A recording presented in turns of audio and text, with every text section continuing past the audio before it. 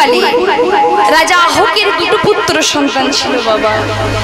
একজনের নাম হলো দেবক, আরেকজনের নাম হলো উগ্রসেন। দেবকের 4 পুত্র ও 7টি কন্যা সন্তান ছিল, যার মধ্যে কনিষ্ঠা হলো দৈবকী। আর উগ্রসেনের 9টি পুত্র ও 5টি কন্যা সন্তান ছিল বাবা। উগ্রসেনের 9টি পুত্রের মধ্যে সবথেকে শ্রেষ্ঠ হলো কে? যার নাম হলো কংস। আর কংস শিশুকাল থেকে ভোলানাথ শিব ঠাকুরের আরাধনা করার জন্য চলে যায় কোথায়? ওই গভীর বনে। আর গভীর বনে গিয়ে আজ কংস করলেন কি মা? কঠোর তপস্যা করছেন। কেমন ভাবে কঠোর তপস্যা করছেন? অধতে মস্তক করি ঊর্ধ্বে চরণ, অগ্নিতে আহুতি অঙ্গ, আহুতি আহার কখনো অর্থপদে, কখনো হেডমুন্ডে, কখনো নিজেকে আগুনের মধ্যে আহুতি দিয়ে কংস কঠোর তপস্যা করছেন আজকে। আর কংসের এই কঠোর তপস্যা দেখে স্বর্গরাজ্য দেবতাগণ ভয়ভীত হয়ে উঠল। কি কংস এত কঠোর তপস্যা করছে, তাহলে কি স্বর্গে কোনো প্রলয় হবে? সঙ্গে সঙ্গে করলো কি মা? কংসের কঠোর তপস্যাকে ভঙ্গ করার চেষ্টা করলো, কিন্তু পারল না বাবা। অবশেষে একদিন দেবাদিদেব মহাদেব কংসের কঠোর তপস্যায় সন্তুষ্ট হয়ে আজ কংসের কাছে এসে বলেন, কংস, আমি তোমার তপস্যায় সন্তুষ্ট হয়েছি, বলো কংস তোমার কি বর চাই? কংস যে দেবাদিদেব মহাদেবকে দেখলেন অমনি করজোড়ে করে বললেন, মহাদেব আপনি এসেছেন, মহাদেব আপনি আমায় এই বর প্রদান করুন, আপনি আমায় এই বর প্রদান করুন। কি বর? আপনি আমায় অমরত্ব বর প্রদান করুন। যেই কথা বলল মা, সঙ্গে সঙ্গে মহাদেব করলেন কি? আজ শুনিয়া শঙ্কর দেব পদরণ করি বাড়ি দিলেন বুঝিয়া যে বসুরে ময়ূরী।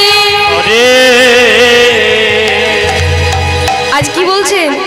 ওগো শিবী বলেন শোনো শোনো,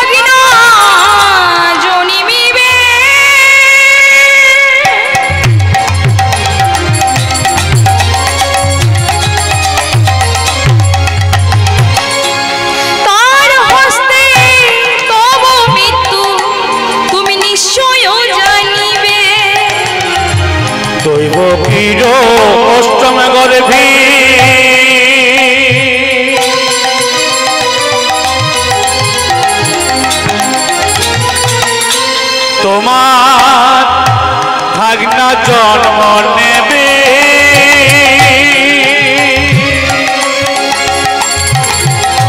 তার হস্তে তব মৃত্যু নিশ্চয় জানিবে দৈব কিরণ আশ্রমে গর্ভে হরি বল হরি বল তোমার ভাগনা জনিবে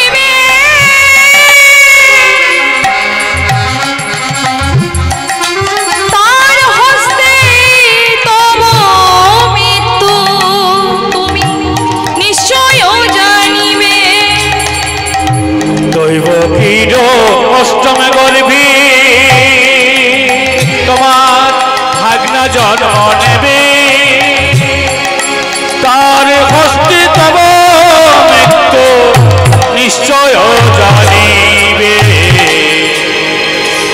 বলি তার হস্তে মৃত্যু হবে তার হস্তে মৃত্যু হবে তার হস্তে মৃত্যু ওই হবে তার হস্তে মৃত্যু হবে ওই তব কিরণ অষ্টম সন্তান তার হস্তে মৃত্যু হবে দৈব কির অষ্টমে সন্তান তার হস্তে মৃত্যু হবে ওই দেবকীর অষ্টম সন্তান তার হস্তে মৃত্যু হবে শোনো বৎস এই ত্রিভুবনে যারই জন্ম হয়েছে তার মৃত্যু হয়েছে তাই আমি তোমায় শোনো আমি তোমায় বলি তোমাকেও মৃত্যুবরণ করতে হবে তাই আমি তোমায় আশীর্বাদ করলাম তুমি ত্রিভুবন জয়ী হও ইহা বলি অনাদি হইল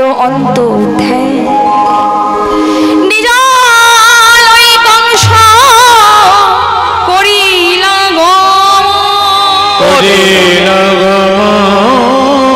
মহেশ্বরীর কাছে বর প্রাপ্ত করে মহারাজ কংস আজ নিজ রাজমহলে ফিরে এলেন মা আর ফিরে এসে ভয়ঙ্কর যুদ্ধ শুরু করলেন কংসের ভয়ে সবাই স্বর্গরাজ্য দেবতাগণ দেশ বিদেশের রাজা সবাই দেশ ছেড়ে পালিয়ে যাচ্ছে বাবা মহারাজ কংসের অত্যাচারে পৃথিবীতে তাই হিমাম রব পড়ে গেল বৃত্তের অহংকারে কংস তার পিতা উগ্রসেনকে নিজে কারাগারে বন্দি করে আজ নিজের রাজসিংহাসনে বসলো মা আর সকলে মিলে বলছে জয় মথুরাধিপতি কংসের জয় জয় মথুরাধিপতি কংসের জয় জয় মথুরাধিপতি কংসের জয় যেই জয় হচ্ছে মা এদিকে মহারাজ কংস তার মৃত্যু কথা ভুলেই গেল কংসের রাজভবনে তার আদরের বোন দৈবকী যখন যৌবনে পদার্পণ করলো মহারাজ কংস মনে মনে চিন্তা করছে এ রাজ্যের প্রজারা আমায় কেউ ভালোবাসে না আর যদিও কি আমায় ভালোবাসে তাহলে ভয়ভীত হয়ে ভালোবাসে তাহলে আমাকে এমন একটা কাজ করতে হবে যে দেশের রাজারা প্রজারা আমাকে সকলেই ভালোবাসবে সম্মান করবে তাই করলো কি মা মহামন্ত্রী চানুরকে ডাক দিল চানুর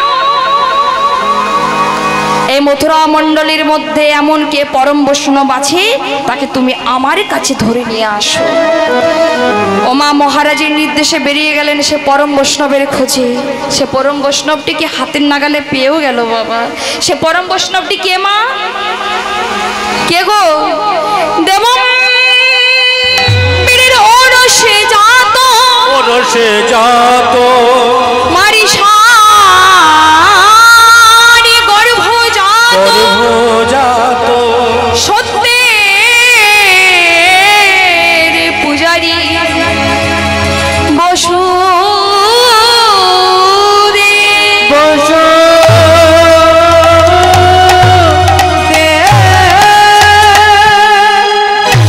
দেবম্বীরের ঔরস জাত মারিসার গর্ভ জাত সত্যের পূজারি বসুদেবীকে ধরে নিয়ে আসা হলো বাবা একটা কথা বলে রাখি মা অতি চালাকের ঘাড়া মহৎ কার্য সিদ্ধ হয় না হ্যাঁ অতি চালাকের ঘাড়া ছাড়া মহৎ কার্য সিদ্ধ হয় না। কেমন তার প্রমাণ দেখুন। মহারাজ কংস চালাকি করে তার আদরের একমাত্র বোনের সাথে আজ বসুদেবের বিবাহ দিচ্ছেন। হরে কৃষ্ণ। আজ মহারাজ কংসের রাজভবনটি হয়েছে কেমন, এই আপনাদের 27 গ্রামের মতো। হ্যাঁ, এত এত ভক্ত, খুব ভালো লাগছে। আজ যেমন হরিবাসরটি আজ একদম সমাদিত হয়ে উঠেছে, আজ মহারাজ কংসের ভবনটিও আজ আনন্দে একদম সমাদিত হয়ে উঠেছে বাবা। তাই আজ বিবাহ হচ্ছে। বৈষ্ণব পদকর্তা আজ পদাবলিতে কলম দিয়ে বলছেন, কি বলছেন গো? কিবা শুভ দিনে শুভক্ষণে রাজা হর শীত মনে। শুভ দিনে শুভক্ষণে রাজা হর শীত মনে। শুভ দিনে শুভক্ষণে রাজা হর শীত মনে। শুভ দিনে শুভক্ষণে রাজা হর শীত মনে। আমার ভগিনীরে করিল সম্প্রদান গো। ভগিনীরে করিল সম্প্রদান গো। ভগিনীরে করিল সম্প্রদান গো। ভগিনীরে করিল সম্প্রদান গো। বিবিধ বাজনা বাজে অগ্নি রাখি মারি তরে। বিবিধ বাজনা বাজে ভগ্নীরা কিবার তরে। বিবিধ বাজনা বাজে অগ্নি রাখি মারি তরে। বিবিধ বাজনা বাজে ভগ্নীরা কিবার তরে। আমার রাজা চলে যায় হর শীত মনে। রাজা চলে যায় হর শীত মনে। আমার রাজা চলে যায় হর শীত মনে। রাজা চলে যাই হর শীত মনে। সমবেত গৌর ভক্তমণ্ডলী ভক্তিমতী মায়েরা, একটা কথা না বলে থাকতে পারছি না বাবা। আমি যেনারা আমাকে বায়না করেছে ওনাদের মুখে আমি শুনেছি এই গ্রামে নাকি এই সর্বপ্রথম হরিনাম সংকীর্তন হচ্ছে, তাই তো? হ্যাঁ, তো একটা কথা বলি মা, আমি লীলাগান শুরুতেই বলেছিলাম যে কলির জীবের এই দুর্দশা এরকমই হবে। সকলের চরণে আমি বিনতি অনুরোধ করব। অনেক বড় কথা বাবা, এখন সময় নেই, অনেক রাত হয়ে গেছে। বিরতি অনুরোধ করব। অনেকের হয়তো ঘুম আসছে, কেউ কেউ হয়তো মনে করছেন দূর বাবা কখন যে শেষ করবে। দেখুন মা, আপনারা চলে গেল, আমাকে কিন্তু লীলাগানটি সম্পূর্ণ গাইতে হবে। কারণ হয়তো ভুল ত্রুটি মার্জনা করবেন আমার, হয়তো মনে মনে চিন্তা করুন যে মূল গায়ন তোমার কি, তুমি টাকা নেবে তুমি গান গাইবে না বাবা। আজকের আলোচ্য বিষয় ভগবান শ্রীকৃষ্ণের জন্মলীলা। আচ্ছা মা, একটা বলুন তো, আপনারা যদি চলে যান এই মহতি হরিবাসর ছেড়ে, তাহলে আমি কাকে নিয়ে গানটা গাইব? হ্যাঁ, তাহলে আমাকে রিহার্সাল করে বাড়ি যেতে হবে। মানে দাদাদেরকে নিয়ে যখন বাড়িতে রিহার্সাল করি চার দেওয়ালের মধ্যে দরজা বন্ধ করে, তাহলে এত আশা নিয়ে এসেছি মা গো, রিহার্সাল করবেন না, এটা একটু ধৈর্য ধরে বসুন। অনেক কষ্ট, হ্যাঁ অনেক কষ্ট এই নামে, তো একটু ধৈর্য ধরে বসুন, একটু মনোযোগ দিয়ে আস্বাদন করুন, ভালো লাগবে। হয়তো আমার সে ক্ষমতা নেই আপনাদেরকে আনন্দ দেওয়ার মতো, কিন্তু শিক্ষা গুরুর কাছ থেকে যেটুকু পেয়েছি বাবা সেটুকু দেওয়ার চেষ্টা করব, কেমন? তাই সকলের চরণে বিনতি অনুরোধ। 365 দিনের মধ্যে 364 দিন ঘুমোচ্ছেন, একদিন নাই বা ঘুমালে কেমন? সকলে মিলে একটু 2 ঘন্টা কষ্ট করে বসে থাকুন। থাকবেন তো? কে কে থাকবেন? দুবাহু তুলুন তো দেখি। হয়তো মনে মনে অনেকেই করছেন যে মূল গায়নে কি যে গাইছে, কি যে বলছে। কেউ কেউ হয়তো ভাববেন ভজন গাইছে না। আচ্ছা বাবা, একটা কথা বলি, এই যে ভজন গান আমরা গাই, অনেক শিল্পীরাই গায়, এই ভজনটা কিন্তু আমাদের কীর্তনের মধ্যে পড়ে না। কে নিয়ে এসেছিল ভজন গান? এটা মানুষের মনোরঞ্জনের জন্য দেওয়া হয়, যদিও রাধারানীর নাম আনন্দ, কিন্তু এই যে ভগবান শ্রীকৃষ্ণের আবির্ভাব লীলা, জন্মলীলা আমরা আস্বাদন করছি, এটার মধ্যে কোনো ভজন হবে না বাবা। ভগবান কিভাবে এলেন, কেন এলেন, সেই ক্ষেত্রে আমরা আস্বাদন করব। তাই আপনাদের চরণে বিনতি অনুরোধ, একটু কষ্ট করে বসুন। যদি কারো ঘুম পায় আমার ভগবানের নাম করবেন, ঘুম চলে যাবে। একটু কষ্ট করে বসুন, ঠিক আছে? ঘুম লাগলে হরিবাসরে শুয়ে পড়ুন, কেউ বাড়ি যাবেন না, তা আপনাকে দেখে আমি গানটা গাইতে পারবো। হ্যাঁ, কারো যদি ঘুম আসে হরিবাসরে শুয়ে পড়বেন, আমি বলছি, কিন্তু কেউ বাড়ি যাবেন না মা, তাহলে আমি গাইতে পারবো না। কেমন? নিতাই গৌর হরিবল হরিবল বল তাই কি বলছেন?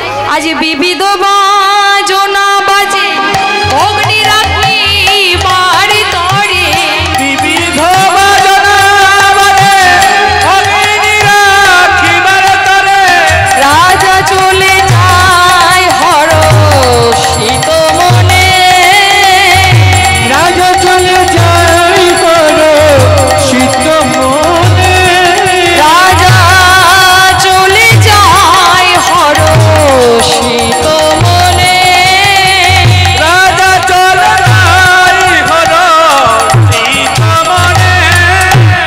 দেখো যাই রে বসু আনন্দেতে, যাই রে বসো আনন্দে, যাই রে বসু আনন্দেতে, যাই রে বসো আনন্দেতে, আজ আনন্দে আরে সীমা নাই রে, যাই রে বসু আনন্দেতে। আনন্দে আর সীমা নাই রে, যাই রে বসো আনন্দেতে। হরে কৃষ্ণ। আজ মহারাজ কংস, আজ দৈবকীর যে বিবাহ হলো মা, আজ মহারাজ কংস করেছে কি, মনে মনে চিন্তা করছে, যাক আমি একটা মহৎ কার্য করলাম, কি আমার আদরের বোনকে, আমার আদরের বোনকে বসুদেবের সাথে বিবাহ দিয়ে আমি একটা মহৎ কার্য করলাম। আমাকে আরেকটা মহৎ কার্য করতে হবে। কি করতে হবে? সপ্তঘোড়ার রথ তৈরি করেছেন মা, আর সে সপ্তঘোড়ার রথটিকে সুগন্ধিত সুগন্ধিত পুষ্প দিয়ে সজ্জিত করছে, আর মনে মনে চিন্তা করছে যে আমাকে আরেকটা মহৎ কার্য করতে হবে। বললেন কি মা, ওই সপ্তঘোড়ার রথটিকে তৈরি করে আদরের বোন দৈবকীকে আর বসুদেবকে বসিয়ে আজ নগর পরিক্রমা করছে। আর নগর পরিক্রমা করতে করতে সকলে মিলে দেখছেন, বাবা আমাদের রাজা কত ভালো গো, দেখো দেখো সে বৈষ্ণবমুখী হয়েছে। যতই মহারাজ কংস এই কথা শুনছে মা, কংসের আনন্দ তত বেড়ে যাচ্ছে। মহারাজ কংস মনে মনে চিন্তা করছে, প্রজারে দেখুক আমি কিনা বৈষ্ণব ভালোবাসি না, আমি যদি বৈষ্ণব ভালো না বাসতাম তাহলে আমরা আদরের বোন দৈবকীর সাথে বসুদেবের বিবাহ দিতাম না। এই বলতে বলতে নগর পরিক্রমা করছে। নগর পরিক্রমা করতে করতে পেয়ে যায় জল পিপাসা। মহারাজ কংস পিপাসা নিবারণ করবার লাগি যেই রথের থেকে নেমেছে, অমনি হলো কি, আকাশ মার্গ থেকে শুনতে পেলেন দৈববাণী, শোনো শোনো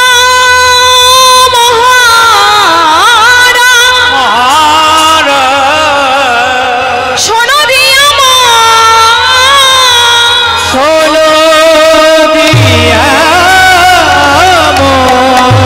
ওই দৈবকীর অষ্টম গর্ভের সন্তান, অষ্টম গর্ভের সন্তান, তোমার করিবে নিধন। যেই দৈববাণী শুনেছে মহারাজ কংস ক্রধান্বিত হয়ে বলে, কে তুই? তোর এত বড় আস্পর্ধা, আমি মথুরার অধীশ্বর মহারাজ কংস, আমায় এই কথা তুই বলিস? কে তুই? কংস আমি নিয়তি, নিয়তি কেন্নাবদ্ধতে। বলি মহারাজ, ও মহারাজ, মহারাজ শোনো শোনো, ও তুমি যাহারে লইয়া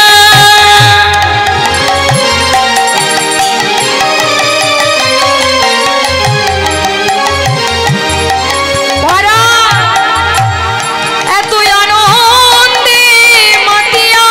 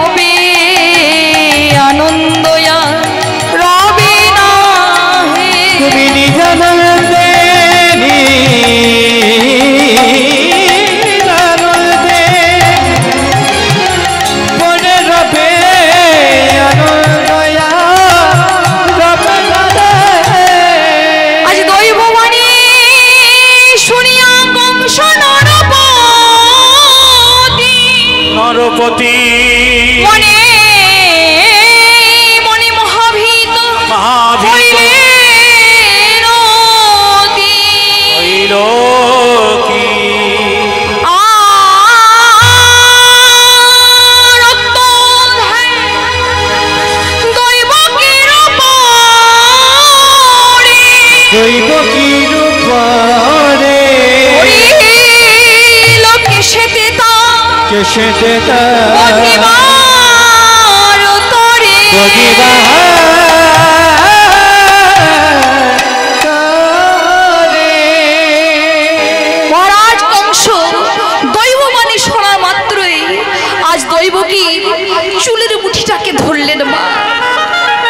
আর চুলের মুঠিটাকে ধরে ওই রথের থেকে নামাতে নামাতে তরবারি উত্তোলন করে তার প্রাণ সংহারে উদ্যত হলেন। সঙ্গে সঙ্গে দেবপীড়ের রোষে জাত মারিসারি গর্ভজাত সত্যের পূজারী বসুদেব আজ কংসের চরণ দুটিকে জড়িয়ে ধরলেন। মহারাজ, দৈবকী এতদিন আপনার ছিল, সে আজ থেকে আমার স্ত্রী। আপনি বিনা কারণে দৈবকীর প্রাণে বিনাশ করতে পারেন না মহারাজ। বসুদেব, তুমি শুনলে না ওই দৈববাণী কি বলে গেল? দৈবকীর অষ্টমের গর্ভের সন্তান আমার হবে প্রাণ হন্তার কারণ। মহারাজ, এতে তো দেবকী দোষী নয়, দোষী হলো তার অষ্টম গর্ভের সন্তান। মহারাজ, আপনি হলেন মথুরার অধীশ্বর মহারাজ কংস। আপনি নারীর চুল ধরে নারী হত্যা মহাপাপ। হে সমবেত গৌর ভক্তমণ্ডলী ভক্তিমতী মায়েরা, যদিও বাবা এই 27 গ্রামে নেই আমার বিশ্বাস, অনেক জায়গায় দেখা যায়, দেখবেন। বিশেষ করে আমি আমার বাবাদেরকে করে জোরে করে বলবো, দেখবেন যখন বাড়িতে কোনো ঝামেলা হয়, কেন এখনকার তো বুঝতে পারছেন, মায়েদের সঙ্গে যখন কোনো ঝামেলা হয় বাবারা বেশি সময় কি করে, মায়েদের চুলের মুঠিটাকে ধরে। আমি হাত জোড় করছি বাবা, এই পাপ কাজ ভুলেও করবেন না। বসুদেব বলছেন মহারাজ, এই পাপ কাজ আপনি করবেন না। কেন বললেন? তার প্রমাণ আমাদেরকে শাস্ত্র দিয়েছেন। কি দিয়েছেন গো? শাস্ত্র বড় বড় করে বলেছেন এটা মহাপাপ। কেন? কুরুকুল ধ্বংস হয়েছিল দ্রৌপদীর কেশাকর্ষণে, আর রাবণ রাজা হয়েছিল ধ্বংস, সীতাকে অপহরণে।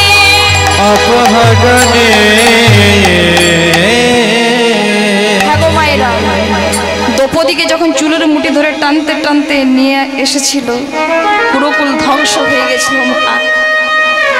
রাবণ মা সীতা দেবীকে চুলের মুঠি ধরে টানতে টানতে নিয়ে গেছিল কোথায়? লঙ্কায়, পুড়ে ছারকার হয়ে গেছিল। তাই আমি আপনাদের চরণে, আমি আমার বিশেষ করে বাবাদের চরণে বিনতি অনুরোধ করছি, এই পাপ কাজ ভুলেও করবেন না।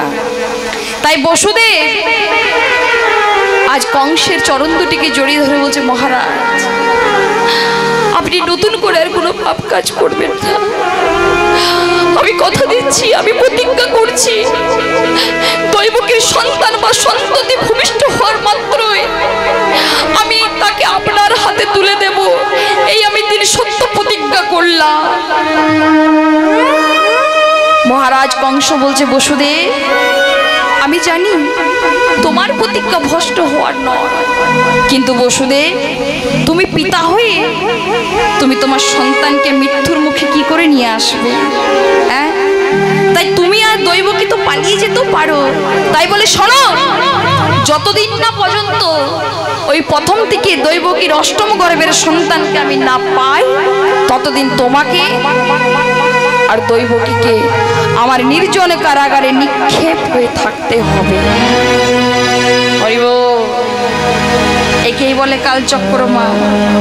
কোথায় বিবাহের পরের দিন শ্বশুরালয়ে যাবে, নতুন গৃহে প্রবেশ করবে, আলোয় আলোকিত হয়ে উঠবে সেই ঘর। আর আজ বসুদেব আর দৈবকী দুটো প্রাণ নির্জন কারাগারে দুটি প্রাণে কেঁদে উঠল। আজ দৈবকী বলছে স্বামী, এ কি হয়ে গেল? এখন তো সবকিছুই ঠিক ছিল। বসুদেব মাথায় হাত বুলিয়ে বলছে দৈবকী কেঁদো না। দৈবকী গীতাতে ভগবান বলেছেন যা হয় তা মঙ্গলই হয়। তাই বলি দৈবকী এসো এসো, সে আমরা বিপদ বরণ মধুসূদনীকে স্মরণ করি, আজ তিনি আমাদেরকে এই পথ দেখাবে। এসো দৈবকী। নির্জনে কারাগারে দুটি প্রাণ কেঁদে উঠল আর ভগবানকে আকুল স্তবে ডেকে বলছেন প্রভু হে দয়াময়। আজ ভগবানকে ডেকে বলছে ওগো প্রভু নারায়ণ,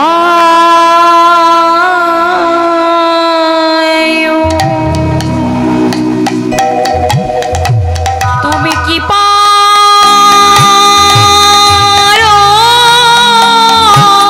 ভঞ্জন, ওগো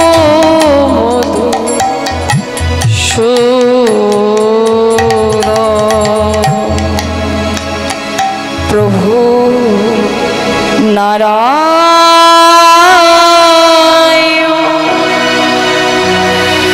তুমি কি পারো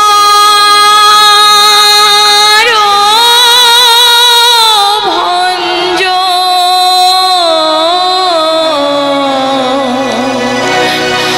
ওগো মধুসূদন।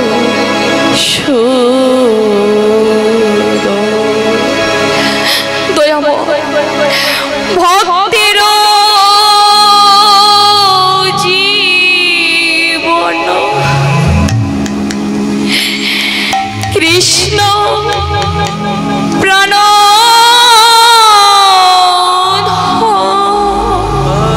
প্রভু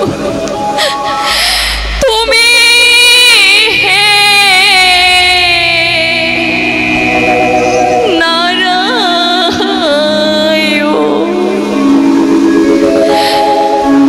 ওগো ভক্তের জীবন দয়াল কৃষ্ণ প্রাণ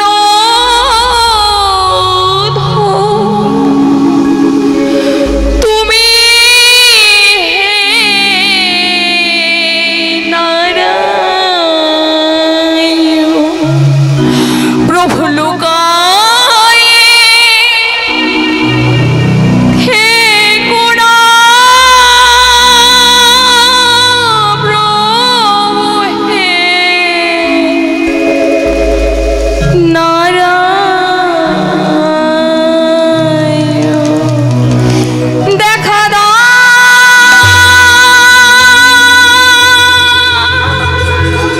ও হে দয়াময়, দয়াময় কৃপা করে দেখা দাও।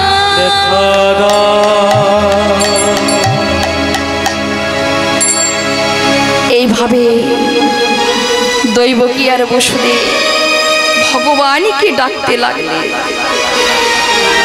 দেখতে দেখতে মা কিছু মাস পেরিয়ে যায়। দেখতে দেখতে ওই নির্জন কারাগারে আজ দৈবকী হন গর্ভবতী।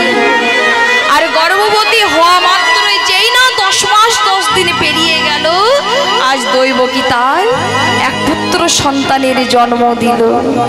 আর পুত্র সন্তানের জন্ম দিয়ে পুত্র সন্তানটিকে লয়ে বলছেন স্বামী এই নাও এই নাও আমাদের পুত্রকে তুমি কংসের হাতে যাও দিয়ে এসো, কারণ তুমি তো তিনি সত্য প্রতিজ্ঞা করেছিলে যে আমাদের সন্তান বা সন্ততি ভূমিষ্ঠ হওয়া মাত্রই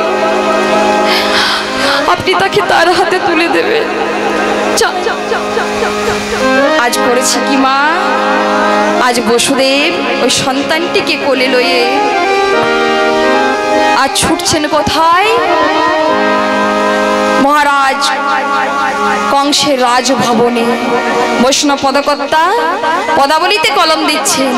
আজ সদ্য শিশু লয়ে কোলে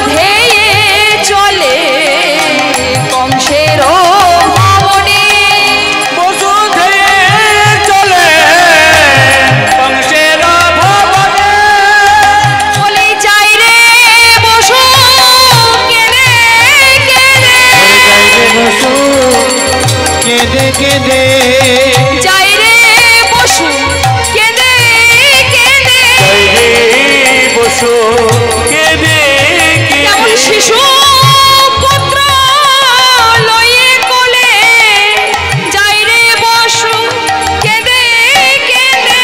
শিশু কৃষ্ণ কোলে লয়ে যাই রে বসু কেঁদে কেঁদে। যেই মহারাজ কংসের রাজভবনে ও শিশুপুত্রটাকে লইয়ে দাঁড়িয়েছেন, সঙ্গে সঙ্গে মহারাজ কংস ও শিশুপুত্রটাকে দেখে বলছেন, বসুদেব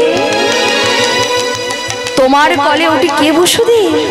আহা, আজ বসুদেব ওই পুত্র সন্তানকে নিয়ে বলছেন, মহারাজ আমি আমার কথা রেখেছি মহারাজ। মহারাজ এই নিন আমার পুত্রের প্রাণ নিয়ে আপনি নিজের প্রাণ রক্ষা করুন মহারাজ। আজ মহারাজ কংস শিশুপুত্রটাকে দেখে বলছে, আহা এত সুন্দর রূপ, বলি না না একে আমি বধ করব না, আর একে যদি বধ করি লোক সমাজে আমার অপমোষ ঘটবে, সকলে মিলে বলবে মহারাজ কংস তার নিজের মৃত্যুর ভয়ে একটা সদ্যজাত সন্তানকে বধ করতে তার দ্বিধাবোধ হলো না। বলি না না একে আমি বধ করব না। বলি কারণ কেন বধ করব না? বলি এ তুই আমার শত্রু নয়, সম্পর্কে ভাগিনা হয়। তুই আমার শত্রু নয়, সম্পর্কে ভাগিনা হয়। এই তুই আমার শত্রু নয়, সম্পর্কে ভাগিনা হয়। এ তুই আমার শত্রু নয়, সম্পর্কে ভাগিনা হয়। একে বধ করিতে প্রাণে বড় কাঁদে গো, বধ করিতে প্রাণ বড় কাঁদে গো। বধ করিতে প্রাণ বড় কাঁদে গো। ওই না বধ করিতে প্রাণ বড় কাঁদে গো। ওহে যাও হে বসু লয়ে যাও হে, যাও হে বসু লয়ে যাও, যাও হে বসু লয়ে যাও হে। যাও হে বসু লয়ে যাও হে। আমি ওই রূপ দেখে ভুলে গেলাম, যাও হে বসু লয়ে যাও হে। ওরে রূপে দেখে ভুল রইলাম, যাও হে বসু লয়ে যাও। আমি ওই রূপ দেখে ভুলে গেলাম, যাও হে বসু লয়ে যাও হে। আমি ওই রূপ দেখে ভুলে গেলাম, যাও হে বসু লয়ে যাও হে। হরে কৃষ্ণ। আজ মহারাজ কংস সে সদ্যজাত সন্তানটিকে বধ করলো না বাবা, তাকে ফিরিয়ে দিল, কিন্তু সদ্যজাত সন্তানটিকে যখন বধ করলো না, হরে কৃষ্ণ, এইদিকে স্বর্গরাজ্য দেবতাগণ চিন্তায় পড়ে গেল। কেন বাবা, কেন চিন্তায় পড়ে গেল মা? তার কারণ শাস্ত্র মতে যদি মহারাজ কংস একের পর এক দৈবকীর সন্তানগুলি যদি বধ না করে, তাহলে তো আমাদের ধরাধামে ভগবান আসতে অনেক দেরি হয়ে যাবে। তাই দেবতাগণ সকলে মিলে কি করলো? কাকে ডাকলো গো? দেবশ্রী নারদ মুনিকে। বলে হে দেবশ্রী, তুমি কৃপা করে মহারাজ কংসের রাজভবনে যাও, আর মহারাজ কংসের মন থেকে ওই সুমতিটাকে হরণ করে তার মনে কুমতি প্রয়োগ করো। মানে দৈবকীর একের পর এক সন্তানগুলিকে বধ করার জন্য তার মনে, যেটাকে গদা বাংলায় বলে মা, কুমন্ত্রণা প্রয়োগ। হরে কৃষ্ণ। এবার দেবশ্রী নারদ মুনি সদা সর্বদা কার নাম করতো গো? বিনাকে সঙ্গে রয়েছে। উলধ্বনি ঘুম পাচ্ছে কারো? কারো ঘুম পায়নি? আচ্ছা, কারে কার ঘুম পায়নি জোর করে উলধ্বনি করুন তো। মায়েরা উলধ্বনি দিতে জানেন না?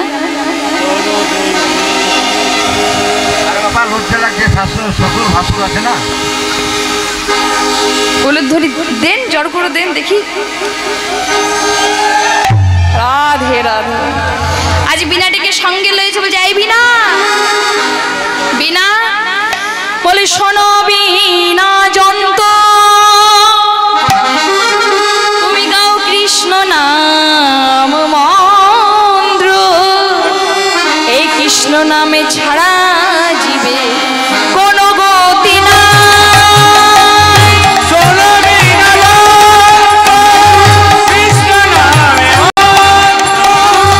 কৃষ্ণ নামে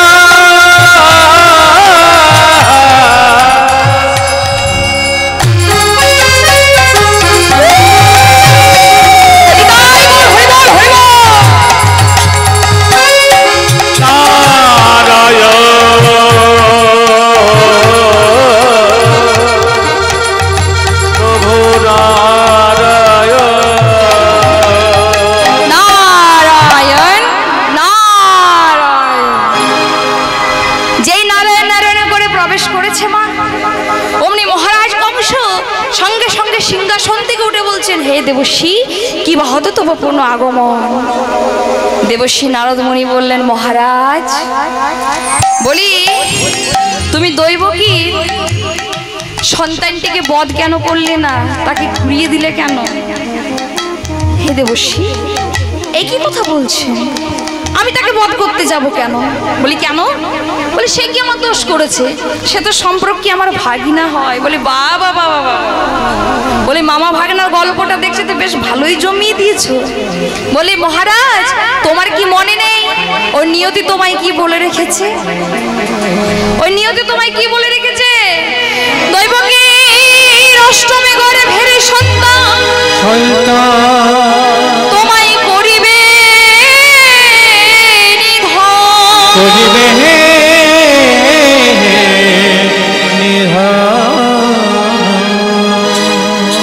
সে তো আমি জানি, দৈবকীর অষ্টম গর্ভের সন্তান আমার নিধন করবে, কিন্তু প্রথম গর্ভের সন্তান কি করলো যে আমি তাকে বধ করব? বলি মহারাজ, হ্যাঁ, বলি তুমি দেবতাদের মায়া বোঝো না। বলি কেন? বলি শোনো মহারাজ, ওই দেবতারা যদি অষ্টম গর্ভের সন্তানকে প্রথম গর্ভে পাঠিয়ে দিয়েছে, বলে অসম্ভব। বলে এটাই সম্ভব। বলি কি করে? বলে যাও প্রহরীদের দিয়ে 8টি কড়ি নিয়ে আসা করো, আমি প্রমাণ করে দিচ্ছি এটা অষ্টম না এটা প্রথম। দেখুন বাবা, যার অহংকার হয় তার বুদ্ধি ভ্রষ্ট হয়, এখানে তার প্রমাণ দেখুন। আজ মহারাজ কংস প্রহরীদের দিয়ে 8টি কড়ি নিয়ে আসালো। কড়ি দেখেছেন তো? কড়ি কড়ি, হ্যাঁ। এবার দেবশ্রী নারদ মুনি ওই কড়িগুলোকে মাটিতে একের পর এক সাজালেন। বলে মহারাজ শুনুন। বলে কি হয়েছে? বলে আমি ডান দিক থেকে বাম দিক গুনবো। বলে বলে 8 হবে, আর যখন বাম দিক থেকে ডান দিক গুনবো তখনই কিন্তু 8 হবে। বলে এটা কি করে? বলে দেখুন, একের পর এক মাটিতে কড়িগুলো সাজিয়েছেন, এবার ডান দিক থেকে বাম দিক গুনছেন। 1 2 3 4 5 6 7 8। মহারাজ এবার বাম দিক থেকে ডান দিক গুনবো, দেখুন 8 হবে। 1 2 3 4 5 6 7 8। কি মহারাজ, আমি আগেই বলেছিলাম এটা দেবতাদের মায়া। বলে শুনুন মহারাজ, যদি প্রাণে বাঁচতে চান তাহলে দেবকীর একের পর এক সন্তানগুলিকে বধ করুন। হরে কৃষ্ণ। সুমতিটাকে হরণ করে কুমতি প্রয়োগ করে দিল মা, আর ব্রহ্মার মানসপুত্র দেবশ্রী নারদ মুনি নিজ স্থানে চলে গেলেন। আর এইদিকে মহারাজ কংস মনে মনে চিন্তা করছেন, দেবশ্রী তো ঠিক কথা বলে গেল, দেবশ্রী তো ঠিক কথা বলে গেল। সঙ্গে সঙ্গে ক্রধান্বিত হয়ে ছুটলেন কোথায়? নির্জন কারাগারে। আর কারাগারে গিয়ে পড়ে দেবকীর কোল থেকে সন্তানটিকে ছিঁড়ে শিলাপৃষ্ঠের উপর আছাড়ে মেরে হত্যা করলেন। হে সমবেত গৌর ভক্ত মণ্ডলী, ভক্তিমতী মায়ের, আমার জ্ঞান পিপাসু ভক্তমণ্ডলী ভক্তিমতী মা বাবার মনে একটা প্রশ্ন জাগতে পারে যে মা, আমরা শুনেছি কংসের পিতার নাম হলো উগ্রসেন, লীলা শুরুতেই বলেছি। তা কংসের পিতা যদি এত ধার্মিক হয়, ধর্মিষ্ঠি যেটাকে বলে, তাহলে কংস কেন এত আধার্মিক, কেন এত দুরাচারী পাপাচারিয়া? দেখবেন কারো যদি মা বাবা ধর্মিষ্ঠি হন, তার পুত্র কিন্তু এত পাপাচারী দুরাচারী হয় না। কি মা হয়? হ্যাঁ কি না? কি বললাম শুনতে পেয়েছেন কথাটা? কথাটা শোনা যাচ্ছে তো? বাইরের সাউন্ডটা শুনতে পাচ্ছেন তো? কি বললাম আমি? যে কারো পিতা মাতা যদি ধর্মিষ্ঠি হন, মানে ধর্মের যদি কেউ থাকে, ধর্মধ্যায়ী, তা তার পুত্র বা পুত্রী তারা কিন্তু পাপাচারী দুরাচারী হয় না। হয় কি? হয় না। তাহলে কংসর পিতা উগ্রসেন সে তো ধর্মিষ্ঠি, সে তো ধার্মিক, তাহলে কংস কেন তো আধার্মিক, এত দুরাচারী, এত পাপাচারী? বাস্তবে কংস হলো দুর্মিল নামে এক অসুরের ওরস যত সন্তান। কংস উগ্রসেনের সন্তান নয়। কি করে? আসুন একটা জেনে নিই। একদিন কংসের মা পদ্মাবতী ঋতু সানাতা অবস্থায় পুষ্প বাগানে বসেছিলেন। এমন সময় ওই দুর্মিল নামে এক অসুর পদ্মাবতীর রূপে আকৃষ্ট হয়ে কামভারে জর্জরিত হয়ে পদ্মার কাছে গিয়ে বলল, পদ্মা। হরে কৃষ্ণ। ওই দুর্মিল নামে অসুর কামভারে জর্জরিত হয়ে উগ্রসেনের মূর্তি ধারণ করেছিলেন, মানে কংসের পিতার রূপ ধারণ করেছিলেন। রূপ ধারণ করে পদ্মার কাছে গিয়ে বলছে, ওগো পদ্মা, আমি কামভারে জর্জরিত, তুমি আমায় আলিঙ্গন দাও। সতী নারী কর্তব্য হলো স্বামীর কথাকে পালন করা। পদ্মাবতী ওই ছদ্মবেশে দুর্মিল অসুরকে চিনতে না পেরে তার স্বামীর উগ্রসেনকে মনে করে তাকে আলিঙ্গন দিয়েছিল। আর তার ওরসে এক পুত্র সন্তানের জন্ম হয়েছিল, যার নাম হলো কংস। একটা কথা বলি, ওই ছদ্মবেশীকে যখন চিনতে পারলো না যে আলিঙ্গন দিল সতী নারী, তো সতী নারী সঙ্গে সঙ্গে চিনতে পারলো, কে তুমি? আমার স্বামী, আমার স্বামীর রূপ ধারণ করে তুমি আমার সতীত্ব নষ্ট করলে। কে তুমি? আমি তোমায় অভিশাপ দিলাম, তোমার 3 দিনের ভিতরে মৃত্যু হবে। 3 দিনের ভিতরে মৃত্যু হলো ঠিকই দুর্মিল নামের অসুরের, কিন্তু ওই যে বাবা আলিঙ্গন দিয়েছিল বলে তার ওরসে এক পুত্র সন্তানের জন্ম হলো, যার নাম হলো কংস। তাহলে অসুরের ওরসে জন্ম বাবা, তাই কংসের কর্মটা হলো অসুরের মতো। তাহলে মহারাজ কংস দৈবকীর একটা নয়, একটা সন্তান নয়, 6টা সন্তানকে হত্যা করলেন নিজের হাতে। এখানে আবার প্রশ্ন জাগতে পারে যে মা, কংসের হাতেই কেন হত্যা হলো দৈবকীর 6টা ছেলে? দেখুন মা, একটা কথা বলবো, এগুলো একটু মন দিয়ে শুনবেন। 6টি ছেলে কংসের হাতেই কেন হত্যা হলো? হ্যাঁ, সারা বলি প্রমাণ করলেন এই 6 পুত্র পরিচয়ের কথা। হিরণ্যক্ষের পুত্র কালনেমির এই 6 পুত্র, হিরণ্যক্ষরের পুত্র কালনেমির এই 6 পুত্র। এই 6 পুত্রের নাম কি গো? কীর্তিমন্ত, কীর্তিময়, সুসেন, ভদ্রসেন, উদারদি, ঋজু, সংবর্ধন। এই কালনেমির 6 পুত্র সিংহাসন লাভের জন্য বনে গিয়ে ব্রহ্মার আরাধনা করছিলেন বাবা, দত্তকুলে জন্মগ্রহণ করে। হ্যাঁ, এই সংবাদ পাইকে তাদের পিতামহ অর্থাৎ তাদের দাদু হিরণ্যক্ষর, হিরণ্যক্ষর সঙ্গে সঙ্গে সে কালনেমির 6 পুত্রকে ডেকে পাঠালো, বলো রে, তোরা দত্তকুলে জন্মগ্রহণ করে তোরা ব্রহ্মার আরাধনা করিস, আমি তোদের পিতামহ, তোদের দাদু, আমি তোদের অভিশাপ দিলাম, তোদেরকে অনন্তকাল নরকগামী হয়ে থাকতে। 6 পুত্র সঙ্গে সঙ্গে পিতামহ দাদুর চরণ তুলে আছাড় খেয়ে পড়ে বলল, দাদু, আমরা জানতাম না যে দত্তকুলে জন্মগ্রহণ করে ব্রহ্মার আরাধনা করা যায় না, তাই আপনি আমাদের ক্ষমা করে দিন, এই অভিশাপ থেকে আপনি আমাদেরকে মুক্তি দিন। সঙ্গে সঙ্গে হিরণ্যক্ষর মনে মনে চিন্তা করলো, ছি ছি, এই আমি কি করলাম?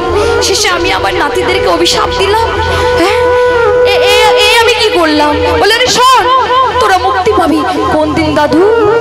যেদিন তোদের পিতা তোদেরকে নিজের হাতে ওই শিলাপৃষ্ঠের উপর আছাড় মেরে হত্যা করবে, সেদিন তোরা মুক্তি পেয়ে ভাবি কল্পের সৃষ্টি বিধাতা ব্রহ্মার কাছে ফিরে যাবে।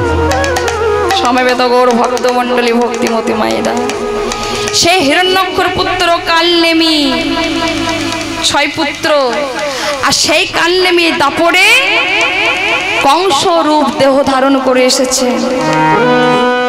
আর সেই কংস দৈবকীরাজ 6টা সন্তানকে শিলাপৃষ্ঠের উপর আছাড় মেরে হত্যা করলেন।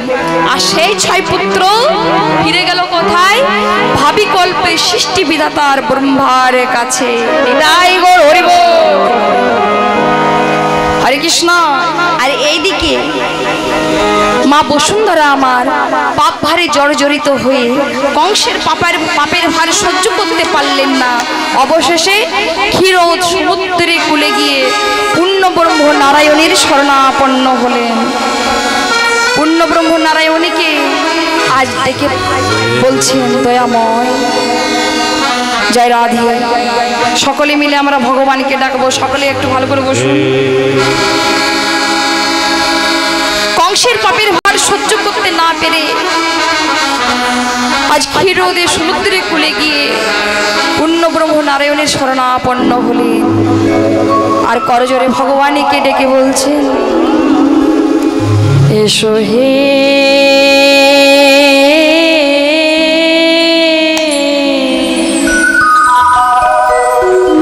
তুমি এসো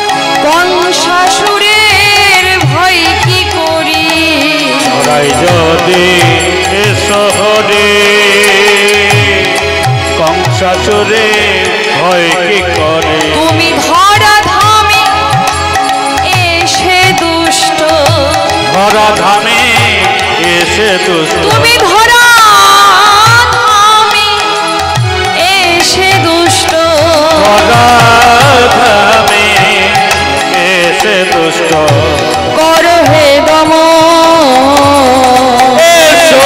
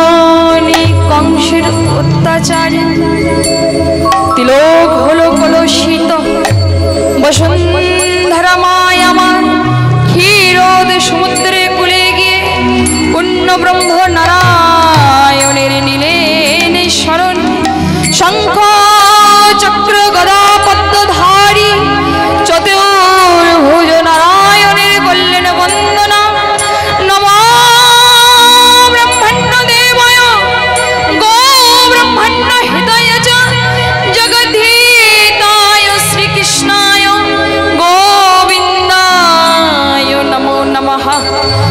कृष्णाय वासुदेवाय हरये परमात्मने प्रतो क्लेशनाशाय गोविन्दाय नमो नमः।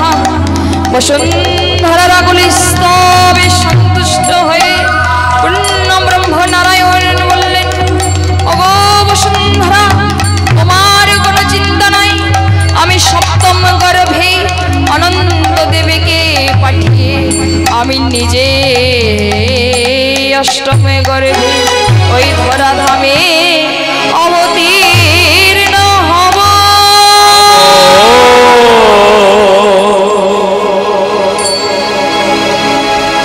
ভগবান নিজ মুখে বলে দিলেন, আমি সপ্তম গর্ভে অনন্ত দেবকে পাঠিয়ে দিয়ে আমি নিজে যাব অষ্টম গর্ভে ওই ধরাধামে অবতীর্ণ হব। কোথায়? ওই কংসের নির্জনে কারাগার। সমবেত গৌর ভক্তমণ্ডলী, ভক্তিমতী মায়েরা, যেই ভগবান নিজ মুখে বলে দিলেন, আবার এইদিকে স্বর্গরাজ্য দেবতাগণ আবার চিন্তায় পড়ে গেল। কেন মা? কারণ মহারাজ কংস দৈবকীর যেভাবে ৬টা সন্তানকে হত্যা করেছে, দেবগণ বললেন সপ্তম গর্ভে তো অনন্ত দেব আসবে, তাকেও তো বধ করে দেবে, তাহলে এর উপায় কি? আহ্বান করলেন কাকে? অঘটন ঘটন পটিয়সী মা যোগমায়াকে। যোগমায়াকে সমস্ত ঘটনা বললেন। মা যোগমায়া করল কি? মা ওই দৈবকীর গর্ভ থেকে আজ রোহিণীর গর্ভে ওই সপ্তম গর্ভের সন্তানটিকে সঞ্চারিত করলেন, যার জন্য বৃন্দাবনের মাটিতে বলরাম রূপে জন্মগ্রহণ করল। হরি বল। আর এইদিকে দাড়ি প্রহরী দিকে সকলে মিলে চিন্তা করলো যে সপ্তম গর্ভের সন্তানটি হয়তো মারা গেছে। মহারাজ কংস যখন দৈবকীর সপ্তম গর্ভের সন্তানটিকে পেল না, কি করলো মা? এতদিন শুধু নির্জন কারাগারে বন্দি করেছিল, এবার যখন সপ্তম গর্ভের সন্তানটিকে পেল না, করলো কি? ভারী ভারী বক্ষ মাজারে পাষাণ চাপিয়ে দিল, লোহসে বলে আবদ্ধ করলো। দেখতে দেখতে আরেকটা বছর ফিরে এলো। দেবকী আজ পুনরায় আবার হলেন গর্ভবতী। করিব সহ্য করতে পারলেন না কংসের এত অত্যাচার। শেষে ভগবানই কি করে জোরে ডেকে বলে, ওগো প্রভু, শুনেছি তোমাকে যদি কেউ আকণ্ঠে ডাকে, প্রভু তুমি তো তাকে কৃপা করো, তুমি তো তার ডাকে সাড়া দাও। আজ ৮ বছর ধরে তোমাকে এত করে ডাকছি, দয়াময় কৃপা করে তুমি আমাদের ডাককে শুনতে পাচ্ছ না প্রভু? তুমি তো বলেছো দয়াময়, তোমায় যদি কেউ আকণ্ঠে ডাকে ভক্তি ভরে তুমি তো তাকে তার ডাকে সাড়া দাও। আর যখন তোমাকে এত করে ডাকছি, তুমি কি আমার ডাক শুনতে পাচ্ছ না? হ্যাঁ গো মায়েরা, ভগবানকে যদি কেউ ভক্তি দিয়ে ডাকে, নয়নের জল বরিশন করে থেকে যদি ভগবানকে ডাকে, ভগবান যে তাকে কৃপা করে মা, তার একটা ছোট্ট প্রমাণ বলে যায়। এক সত্য ঘটনা, একটু মন দিয়ে শুনবেন। ভগবানকে কেউ যদি আকণ্ঠে ডাকে, ভগবান তাকে অবশ্যই কৃপা করে, তার প্রমাণ দেখুন। এক গ্রামে এক ভক্ত ছিলেন বাবা। সে ভক্তটির নাম হলো দুর্গা দাসী। সে কার ভক্ত? সে হলো প্রভু জগন্নাথ দেবের ভক্ত। একটু মন দিয়ে শুন। জগন্নাথ দেবের ভক্ত। তা হয়েছে কি, ওই দুর্গা দাসী ছিলেন 9 মাসের গর্ভবতী। তা একদিন হয়েছে কি, এই যেমন আপনাদের 27 গ্রাম, তেমনই এক গ্রাম থেকে পুরীধামে যাবার জন্য, রথযাত্রার দিন পুরীধামে যাওয়ার জন্য টুরিস্ট বাস করেছে সকলে মিলে। আর ওই 9 মাসের গর্ভবতী যার নাম দুর্গা দাসী, সে কিন্তু জানতে পারে, খবর পায় যে পুরীধামে যাওয়ার জন্য এক টুরিস্ট বাস যাচ্ছে। তা দুর্গা দাসী করেছে কি, ওই 9 মাসের গর্ভস্থ অবস্থায় পাড়ায় গিয়ে বলছে, হ্যাঁ গো শুনলাম নাকি পুরীধামে যাবার জন্য বাস ছাড়ছে। বলে হ্যাঁ ছাড়ছে তো। বলে শোনো না, আমি পুরীধামে যাব। বলে শোনো, এই কথা তুমি আমায় বলো না, কাকে বলবো? বলে তুমি কন্ট্রাক্টরকে গিয়ে বলো। বাসের কন্ট্রাক্টরকে গিয়ে বলছে, দাদা ও দাদা, বলি শুনলাম নাকি পুরীধামে বাস যাচ্ছে। বলি হ্যাঁ যাচ্ছে। বলি দাদা পুরীধামে ওই যে বাস যাচ্ছে, তা বলি আমি যাব। যেই বলেছে আমি যাব, সঙ্গে সঙ্গে বাসের কন্ট্রাক্টর বলছে, কি বললে তুমি? তুমি যাবে? 9 মাসের গর্ভবতী তো। বাসের কন্ট্রাক্টর রেগে গিয়ে বলছে, তুমি যাবে? তার কে যাবে? বলে আর কে যাবে না, আমি একা যাব। আমার জগন্নাথ দেবের দর্শন করা বড় ইচ্ছে, কি করে আমায় নিয়ে চলুন না। না না, তোমার কি মাথা খারাপ হয়ে গেছে? এই অবস্থায় আমি তোমাকে ওই পুরীধামে নিয়ে যাব? লাখ লাখ ভক্তের সমাগম, যদি কিছু হয়ে যায়। ও দাদা আপনি আমায় নিয়ে চলুন, জগন্নাথ দেবের দর্শন আমার করার বড় ইচ্ছে, কৃপা করে নিয়ে চলুন। আমি একবারও তার দর্শন করিনি। অনুনয় বিনয় করে কন্ট্রাক্টরের চরণ দুটিকে জড়িয়ে ধরল, আপনি আমায় নিয়ে চলুন। আরে ছাড়ো, এ কি করছো? আচ্ছা ওঠে দাঁড়াও, ওঠে দাঁড়াও। শোনো, আমি তোমাকে একটা শর্তে নিয়ে যেতে পারি। বলুন কি শর্তে? বলি তোমার পথে যেতে যেতে কোনো যদি দুর্ঘটনা হয়, এর দায়ী কিন্তু আমি নেব না। আমি কথা দিলাম, এই দায়ী আমি কাউকে করবো না, কথা দিচ্ছি আমি। বেশ ঠিক আছে, তাহলে তুমি যেতে পারো। এবার হয়েছে কি মা, রথযাত্রার আগের দিন গ্রাম থেকে বাস ছেড়ে দিল, আর ওই বাসের মধ্যে 9 মাসের গর্ভবতী, যার নাম দুর্গা দাসী, সেও আছে বাবা। বাস দ্রুত গতিতে চলছে, বাস দ্রুত গতিতে চলতে চলতে এমন সময় দুর্গা দাসীর উঠে যায় প্রসব যন্ত্রণা। আর যেই প্রসব যন্ত্রণা উঠে যায়, সঙ্গে সঙ্গে দুর্গা দাসী পেটের মধ্যে হাত রেখে জগন্নাথ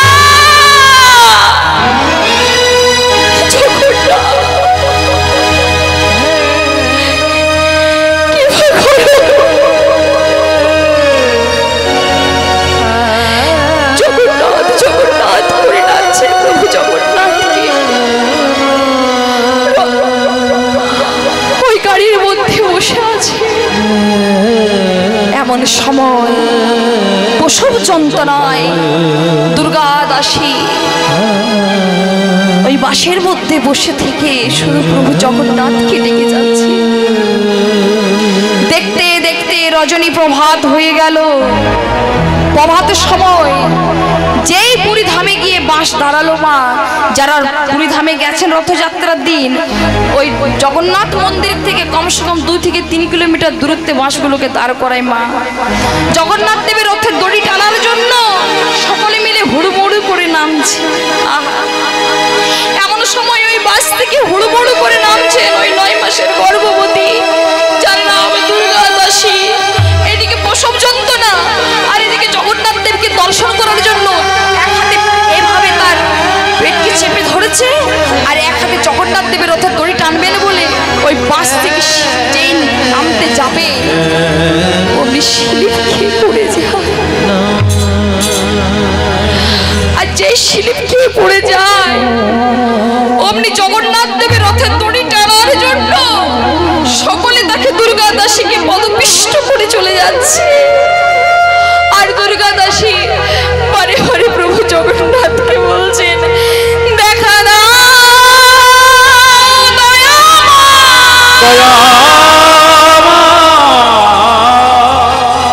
ও হে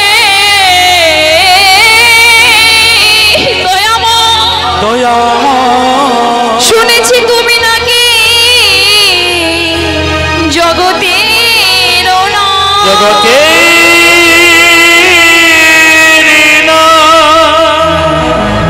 এইভাবে দুর্গা দাসী ওই ধুলোর মধ্যে মধ্যে গোড়াগড়ি দিচ্ছে, প্রসব যন্ত্রণায় উঠতে পারছে না, শেষে মাটিটাকে শক্ত করে ধরেছে।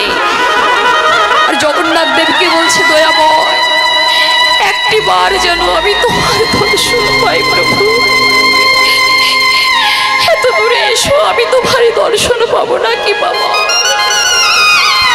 এমন সময় প্রসব যন্ত্রণায় কাতরাচ্ছেন দুর্গা দাসী, অচৈতন্য হয়ে পড়েছে। অচৈতন্য হয়ে দুর্গা দাসী এক পুত্র সন্তানের জন্ম দিলেন। একদিকে দুর্গা দাসী পড়ে আছে, আর একদিকে রক্তান্ত অবস্থায় সদ্যজাত সন্তান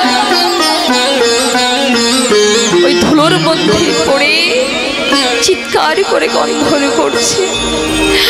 এমন সময় ওই রথের মধ্যে বসে আছেন আমার জগন্নাথ দেব। তিনি দেখলেন, সে কি আমার এক ভক্ত আমায় দর্শন করতে এসে সে এক পুত্র সন্তানের জন্ম দিয়েছে, সে তো চৈতন্য হয়ে পড়ে আছে, আর সদ্যজাত সন্তান রক্তান্ত অবস্থায় ওই ধুলার মধ্যে চিৎকার করে গন্ধন করছে। থাকতে পারলেন না প্রভু জগন্নাথ দেব, সঙ্গে সঙ্গে ওই রথের মধ্যে একটা সচল মূর্তি ধারণ করলেন। একটা ছোট্ট বালকের বেশ ধারণ করে গুটি গুটি পায়ে নেমে আসছে রথের থেকে প্রভু জগন্নাথ দেব। ওগো ভক্তের ভগবান তুমি, ভগবান প্রভু জগন্নাথ দেব, জগন্নাথ দেব। আজ ভক্তের মনোবাসনা পূর্ণ করার লাগি আজ ওই রথের থেকে যে নেমে এলে আমার জগন্নাথ দেব। জগন্নাথ গুটি গুটি পায়ে এসে দুর্গা দাসীকে এসে বলছেন, মা মা। পুত্র সন্তানের জন্ম দিয়ে দুর্গা দাসী অচৈতন্য হয়ে পড়ে আছে। ভক্তের মনোবাসনা পূর্ণ করার জন্য যিনি বিশ্ব ব্রহ্মাণ্ডের মালিক, আজ তিনি করলেন কি, ওই রক্তান্ত অবস্থায় শিশুটাকে কোলে নিয়ে, আর কোলে নিয়ে দুর্গা দাসীর মাথায় স্পর্শ যেই করলো মা, অমনি দুর্গা দাসীর চৈতন্য ফিরে এলো। যেই মা বলে ডেকেছে, দুর্গা দাসী বলছে, কে কে আমায় মা বলে ডাকে, কে আমায় মা বলে ডাকে। দেখুন, আকণ্ঠে যদি কি ভগবানকে ডাকতে পারে, ভগবান তাকে দর্শন দেয়। তার প্রমাণ দেখুন, এসেছিল জগন্নাথ দেব একটা শিশুর রূপ ধারণ করে, যেই মা বলে ডাকলেন মা, যেই দুর্গা দাসী পিছন ফিরে তাকালেন, দেখলেন কি, ওগো দেখে পিছনে ফিরে স্বয়ং জগন্নাথ দাঁড়ায়, জগন্নাথ দাঁড়ায় মা মা বলে ডাকে, মা বলে ডাকে। আজ জগন্নাথ দেব দর্শন দিলেন। দুর্গা দাসী করজোরে বললেন, প্রভু আপনি এসেছেন। এই সমবেত গৌর ভক্তমণ্ডলী ভক্তিমতী মায়েরা, তাহলে বোঝা গেল যে আকণ্ঠে যদি ভগবানকে ডাকে, ভগবান তাকে কৃপা করে। নিতাই গৌর হরি বল। তাই আজ দৈব কি, আজ নির্জন কারাগারে আজ আকণ্ঠে ভগবানকে ডাকছে, ভগবানকে ডেকে ডেকে বলছেন, দয়াময় কৃপা করিস তুমি এসো। আজ বারে বারে ডাকছে, আর অঝর নয়নে কাঁদছে। নয়নোজ্জ্বল পরিশ্রম করে কেউ যদি ভগবানকে ডাকে, ভগবান কি থাকতে পারে মা? কখনোই পারে না। কারণ ভগবান বলছেন, আমি সবই কিছু সইতে পারি, পারি না মাত্র দুটো জিনিস সইতে। কি? একটা হলো অহংকার, আর একটা হলো ভক্তের চোখের জল। তাই ওই নয়নোজ্জ্বল জল বরিশনে করে আজ দৈবকী আকণ্ঠে ডাকছে ভগবানকে। নারায়ণের সিংহাসন টলে উঠলো, বলল কি লক্ষ্মী, আর নয়, এবার আমায় যেতে হবে। দেখো দেখো, এবার আমায় যেতে হবে, ছেড়ে দাও আমায়, আমাকে যেতে হবে, আমার সময় চলে এসেছে ওই ধরাধামে যাওয়ার। বৈকুণ্ঠকে পরিত্যাগ করে আজ নির্জনে কারাগারে এলো মা। কোথায়? ওই কংসের কারাগারে। ওরে বল, যেই ভগবান এলেন, শঙ্করধ্বনি, জয়ধ্বনি, হরিধ্বনি, উলুধ্বনি হলেন মা সর্বপ্রথম কোথায়? স্বর্গে। তা বাবা, স্বর্গে হলো, কিন্তু এইখানে হবে না। বৈকুণ্ঠকে পরিত্যাগ করে ভগবান এলেন গো ওই নির্জন কারাগারে। কোন তিথি ছিল যেদিন ভগবান আবির্ভূত হয়? ভগবান শ্রীকৃষ্ণ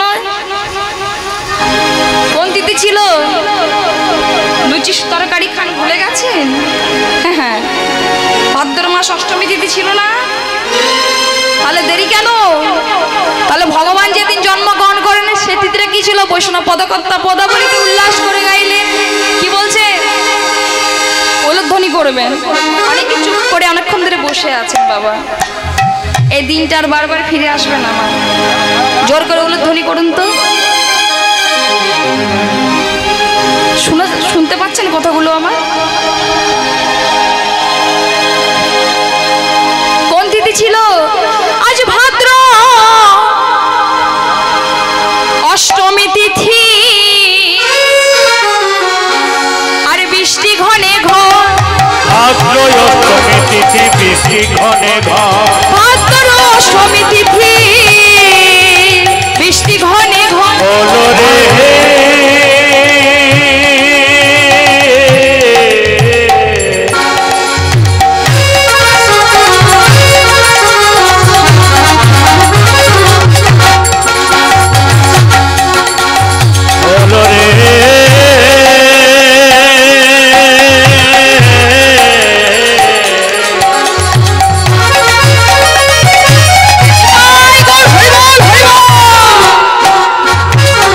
হলো রে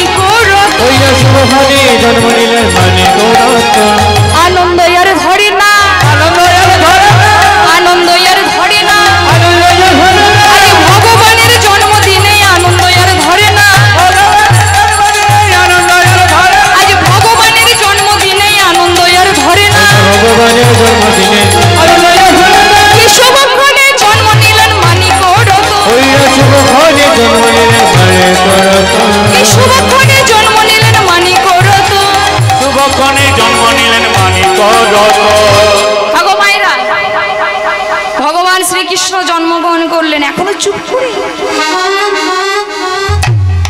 দুবাও তুলুন দেখি সকলে মিলে। শুভক্ষণে জন্ম নিলেন মানিক রতন, শুভক্ষণে জন্ম নিলেন মানিক রতন, শুভক্ষণে জন্ম নিলেন মানিক রতন, শুভক্ষণে জন্ম নিলেন মানিক রতন। হরে কৃষ্ণ। ভগবান শ্রীকৃষ্ণ যখন জন্মগ্রহণ করলো মা, তখন সময়টা ছিল রাত্রি দ্বিপ্রহর। বৃষ্টি পড়ছে, ঘন ঘন বৃষ্টি, মুষলধারে বৃষ্টি হচ্ছে মা, বজ্রপাত হচ্ছে, সমস্ত কারাগার কাল নিদ্রায় আচ্ছন্ন। হরে কৃষ্ণ।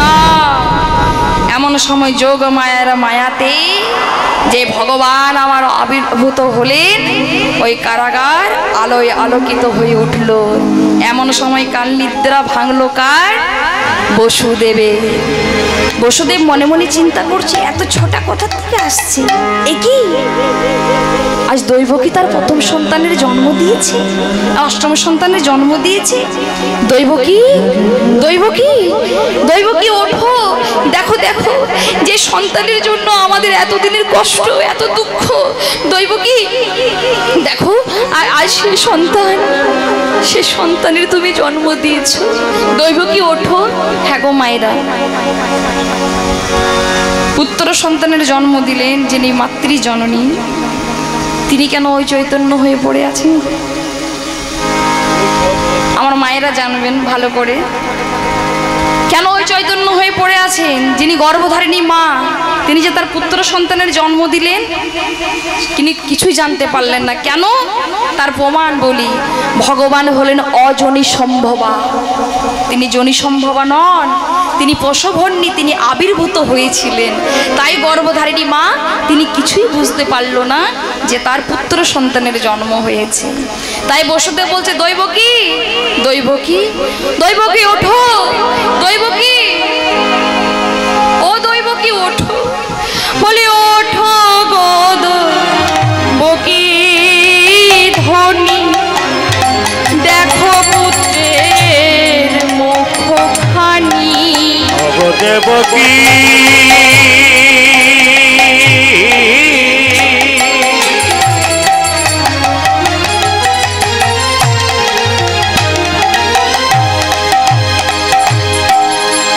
দেখো দেখো দেবকী,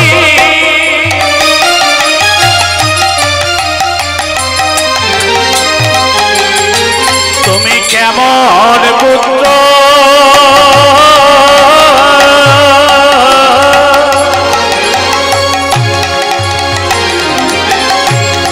কেমন পুত্র ধরো উদরে,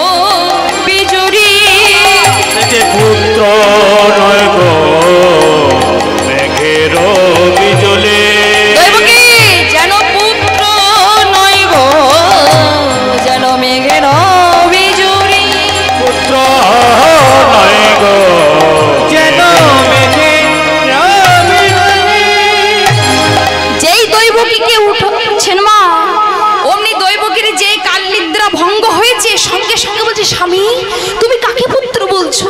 দেখছো না শঙ্খচক্র গদা হাতে, দেখছো না স্বামী? সঙ্গে সঙ্গে দৈবকী আর বসুদেব ভগবানকে চিনতে পেরে গীতাঞ্জলি পুঁতে প্রণাম করছেন। নমো ব্রহ্মণ্য দেবায় গো ব্রহ্মণ্য হৃদয় জগদ্ধিতায় শ্রীকৃষ্ণায় গোবিন্দায় নমো নমঃ।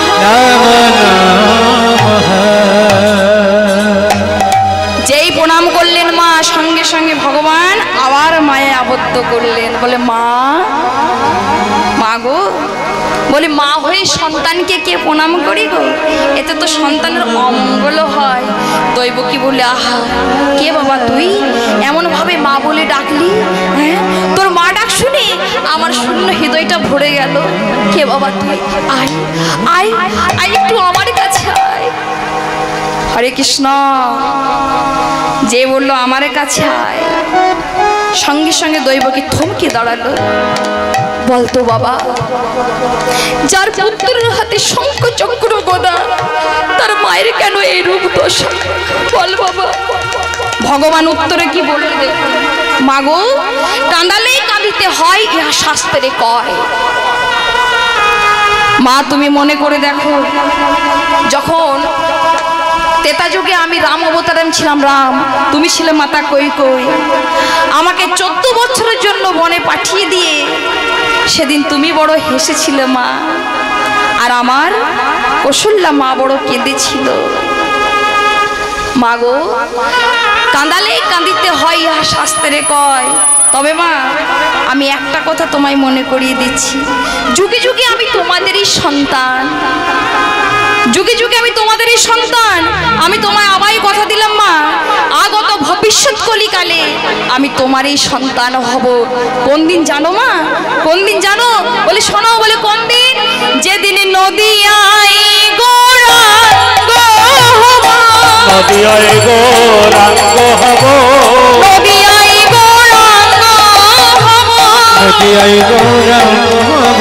হরি বল বয়ার বলাইব, নদিয়ায় গৌরাঙ্গ হব। হরি বলে বয়ার বলাইব, নদিয়ায় গৌরাঙ্গ হব। বল বয়ার বলাইব, নদিয়ায় গৌরাঙ্গ হব। হরি বলে বয়া বলাইব, নদিয়ায় গৌরাঙ্গ হব। হরে কৃষ্ণ। এবার ভগবান বলছেন, পিতা ও পিতা, বলি চলো চলো, তুমি আমাকে ওই নন্দালয়ে রেখে এসো। যেই কথা বলেছে সঙ্গে সঙ্গে দেবকী বলল, কি বাবা এই মাত্র তো জন্ম নিলি, তোকে একটু আদর করে আমি স্তনপান করাবো না? না মা। কেন বাবা? বলি মা গো জন্ম নিলাম তোমার তরে, স্তনপানি করবো আমি তার ঘরে। কারে কথা বলছেন মা? বলছে মা তোমারই মতো এই দাপরে এক আমার মা আছে, যে তার স্তন বাঁধা রেখে আমার সেবা করিয়েছিল, আমি তার স্তনে বাঁধা আছি মা। তাই মা গো জন্ম দিলাম তোমার তরে, স্তনপানি করবো আমি তার ঘরে। কার কথা বলছেন মা? কার কথা বলছেন? যিনি ছিলেন ধরা। এই ধরা কে ছিল মা গো? হরে কৃষ্ণ। ধরা আর তার স্বামীর নাম ছিল দ্রোণ। তারা বড়ই দানী ব্যক্তি ছিল। দান করতে করতে তাদের সর্বস্ব নিঃস্ব হয়ে যায়। একদিন হয়েছে কি, ভগবান মনে মনে চিন্তা করছে, বাবা বাবা, বলি ধরা তুমি কত বড় দানী, আমি তোমায় দেখবো। হরে কৃষ্ণ। আমরা দেখবেন কাউকে যদি 100 টাকা দান করি, যতক্ষণ না 10 জনকে না বলি ততক্ষণ আমাদের পেটের ভাতগুলো হজম হয় না। হ্যাঁ, কিন্তু ধরা দ্রোণ এতই বড় দানী ছিলেন যে সব কিছুকে দান করে তাদের সার হয়েছিল একটা তালপাতার কুটি। ভগবান মনে মনে চিন্তা করছে, তুমি কত বড় দানী, আমিও তোমায় দেখবো। করলো কি মা, একটা তাল পাতার কুটির একটা নির্মাণ করে সেখানে বসতি করতে লাগলেন ধরা এবং দ্রোণ। ভগবান একটা সময় বেছে নিলেন। কোন সময়টা? যে সময়ে গৃহে দ্রোণ ছিল না। ভগবান মনে মনে চিন্তা করছে, দ্রোণ তুমি বাঁধুকুড়ি করতে যাবে, মানে ভিক্ষে করতে যাবে, আর সে সময় আমি তোমার কুটিরে যাব। এদিকে দ্রোণ বাঁধুকুড়ি করতে বেরিয়ে গেছে, আর ভগবান একাদশীর পরের দিন, মানে আজ কাল ছিল একাদশী, আজ দ্বাদশী, সে দ্বাদশীর দিনটাকে ভগবান বেছে নিল। আর ভগবান এক বৈষ্ণবের বেশ ধারণ করে আর দরজায় এসে কড়া নাড়া দিচ্ছে, মারে মা বাড়িতে আছিস? কাল থেকে একাদশী করেছি, বড় ক্ষুধার্ত আছি, আমায় কিছু খেতে দে না। ধরা যে দরজাটি খুলেছেন দেখছেন, এই কি আমার ভাঙা কুটিরে বৈষ্ণব, তাতে আবার দ্বাদশীর দিনে। সঙ্গে সঙ্গে ধরা করজোরে করে বললেন, হে বৈষ্ণব, কৃপা করে আপনি আমার বাড়িতে আসুন। বৈষ্ণবকে বসতে দিলেন। বলে মা আমি কাল থেকে একাদশী করে আছি, আমি কিছু খাইনি, কিছু খেতে দে না আমায়। আপনি একটু বসুন, আমি এখনই সেবার আয়োজন করছি। ধরা সঙ্গে সঙ্গে গৃহে প্রবেশ করেছে। গৃহে প্রবেশ করে দেখছেন কি মা, তার কুটিরে একটা দানা পর্যন্ত না। ধরা মনে মনে চিন্তা করছে, আমার ভাঙা কুটিরে বৈষ্ণব এসেছে, তাতে আবার একাদশী করে তাকে আমি কি দিয়ে সেবা দেবো। তৎক্ষণাৎ ভগবান আবার চিৎকার করে উঠলেন, মারে আর ক্ষুধার জ্বালা সহ্য করতে পারছি না, মনে হয় এখানে প্রাণ ত্যাগ করে ফেলবো, কিংবা করে আমায় কিছু খেতে দে। ধরা মনে মনে চিন্তা করছি, না আমার ভাঙা কুটিরে বৈষ্ণব, তাতে আবার সে একাদশী করে এসেছে, সে যদি ক্ষুধার জ্বালা সহ্য করতে না পেরে তার প্রাণ চলে যায়, আমি যে ব্রহ্মশাপগ্রস্ত হব। ধরা বলছি, বৈষ্ণব আপনি একটু বসুন, আমি যাব আর আসবো। কোথায় গেল মা? ধরার একটা বাগান ছিল, সে বাগানে নানান প্রকারের ফল ধরে থাকতো। ধরা ছুটতে ছুটতে বাগানের গিয়ে দেখলেন কি, বৃক্ষর দিকে তাকিয়ে দেখলেন, সে কি দেখলো মা? বৃক্ষে ফল তো দূরের কথা, বৃক্ষে একটা পাতাও পর্যন্ত আছে। ওরা বলছে, বৃক্ষরে তোদের বৃক্ষে অন্যদিন কত ফল ধরে থাকে, আজকে ফল তো দূরের কথা, একটা পাতাও পর্যন্ত তোদের বৃক্ষে নেই। অন্তরে যে আমি ভগবান অন্তরে জানতে পারলেন, ও তুমি ফলের সন্ধানে গেছো, বেশ। অন্তরে যে আমি ভগবান করলেন কি, ধরেছিলেন বৈষ্ণব বেশ, এবার ধরলেন কি এক ফলালার বেশ। আর ফলালার বেশ ধারণ করে চতুর্বর্গের ফল ঝুড়ির মধ্যে লইয়ে আর চিৎকার করে বলছেন, ফল নেবে গো, আমার কাছে চতুর্বর্গের ফল আছে, ফল নেবে। এই ডাক শুনতে পেল ধরা। ধরা বাগান থেকে ছুটতে ছুটতে এসে বলছেন, ও ফলালা, ফলালা একটু দাঁড়াও, একটু দাঁড়াও, ও ফলালা শোনো শোনো শোনো। সঙ্গে সঙ্গে ভগবান রূপী ফলালা ফলের ঝুড়িটাকে নামিয়ে দিলে। বলে, বলো কি বলছো? বলে, আমি না না আমি দুটো ফল নেব, আমি দুটো ফল দেবে? আরে আমি তো ফল বিক্রি করার জন্য এসেছি, নাও না কত ফল নেবে। বলি, না না আমার মাত্র দুটি ফল চাই। দেখবেন মা, যারা সতী নারী হয় তারা ভিক্ষে করে খাবে, কিন্তু কারো কাছে ধার চাইবে না। তাই ধরার অবস্থাটি কেমন দেখুন, ধরার কাছে তো কোনো কড়ি নেই, তার স্বামী তো মাধুকরী করতে গেছেন। ধরা এবার ওই ফলালার কাছে ফল চাইছেন, কেমন ভাবটি কেমন, ও ফলালা, ফলালা ভগবান রূপী ফলালা বলছে, তুমি ফল নেবে তো, এটা কি করছো ভালো করে বলো।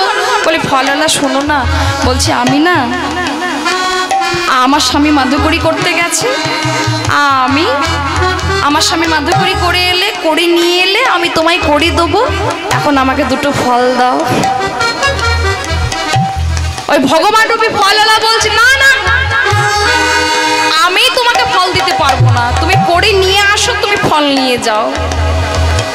বলে, শোনো না, আমার স্বামী মাধুকরী করতে গেছে, আমার স্বামী মাধুকরী করে এলে আমি তোমায় ফল দিয়ে দেবো, হ্যাঁ কড়ি দিয়ে দেবো, দাও।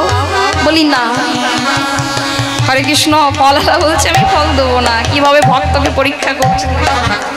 এমন সময় ধরা বলছে, জানো ফলালা, আমার এই দুইখানা হাত দেখতে পাচ্ছ? বলি, হ্যাঁ।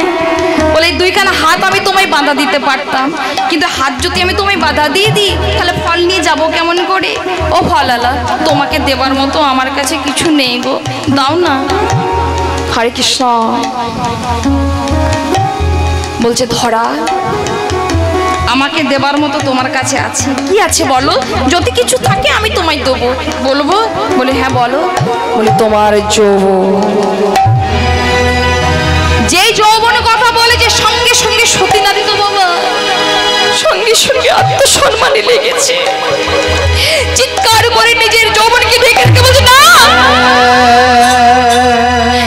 এই আপনি আমার কাছে কি চাইলে, না না এই হতে পারে না। কিছুক্ষণ পর ধরা ওই ফলালার দিকে ফলালা, তুমি আমার যৌবন চাইলে না তো তোমার ঝুড়িতে ওটা কি? এটা এটা ছুরি। ওই ছুরিটা আমাকে দেবে। সঙ্গে সঙ্গে ছুরিটা ধরা হাতে নিল। ফলালা, তুমি আমার কাছে আমার যৌবন চাইলে না, সঙ্গে সঙ্গে বামা স্তন কেটে ফলালার হাতে দিয়ে বলছে, এই নাও ফলালা, তুমি আমার যৌবন চেয়েছিলে না, এই না। সঙ্গে সঙ্গে ধরা বক্ষস্থলে কাপড় বেঁধে ফল দুটিকে লইয়ে ছুটতে ছুটতে গিয়ে সে ভগবান রূপে ব্রাহ্মণের বৈষ্ণবেরা সেবা দিচ্ছে। ফলগুলোকে প্লেটের মধ্যে কেটে প্লেটের মধ্যে রেখে যেই ভগবান রূপী বৈষ্ণবের সেবা দিতে যাবে না মা, ওই থালার মধ্যে এক ফোঁটা রুধি পতিত হয়েছে। সঙ্গে সঙ্গে ওই বৈষ্ণব চিৎকার করে বলে, ধরা, ছি ছি ছি ছি, তুমি অসুচি অবস্থায় তুমি আমার সেবা দিলে, ছি ছি ধরা, আমি সেবা গ্রহণ করব না। সঙ্গে সঙ্গে যে উঠে দাঁড়িয়ে গেল মা, সঙ্গে সঙ্গে ধরা চরণ দুটিকে ধরেছে। আমি অসুচি নই, আপনি আমার কথা বিশ্বাস করুন, আমি অসুচি নয়। ভগবান লেখাপড়া যে করে মা, পরীক্ষা তো তাকে দিতে হয়। আজ ভগবান কি করে পরীক্ষা নিচ্ছেন দেখুন ভক্তের।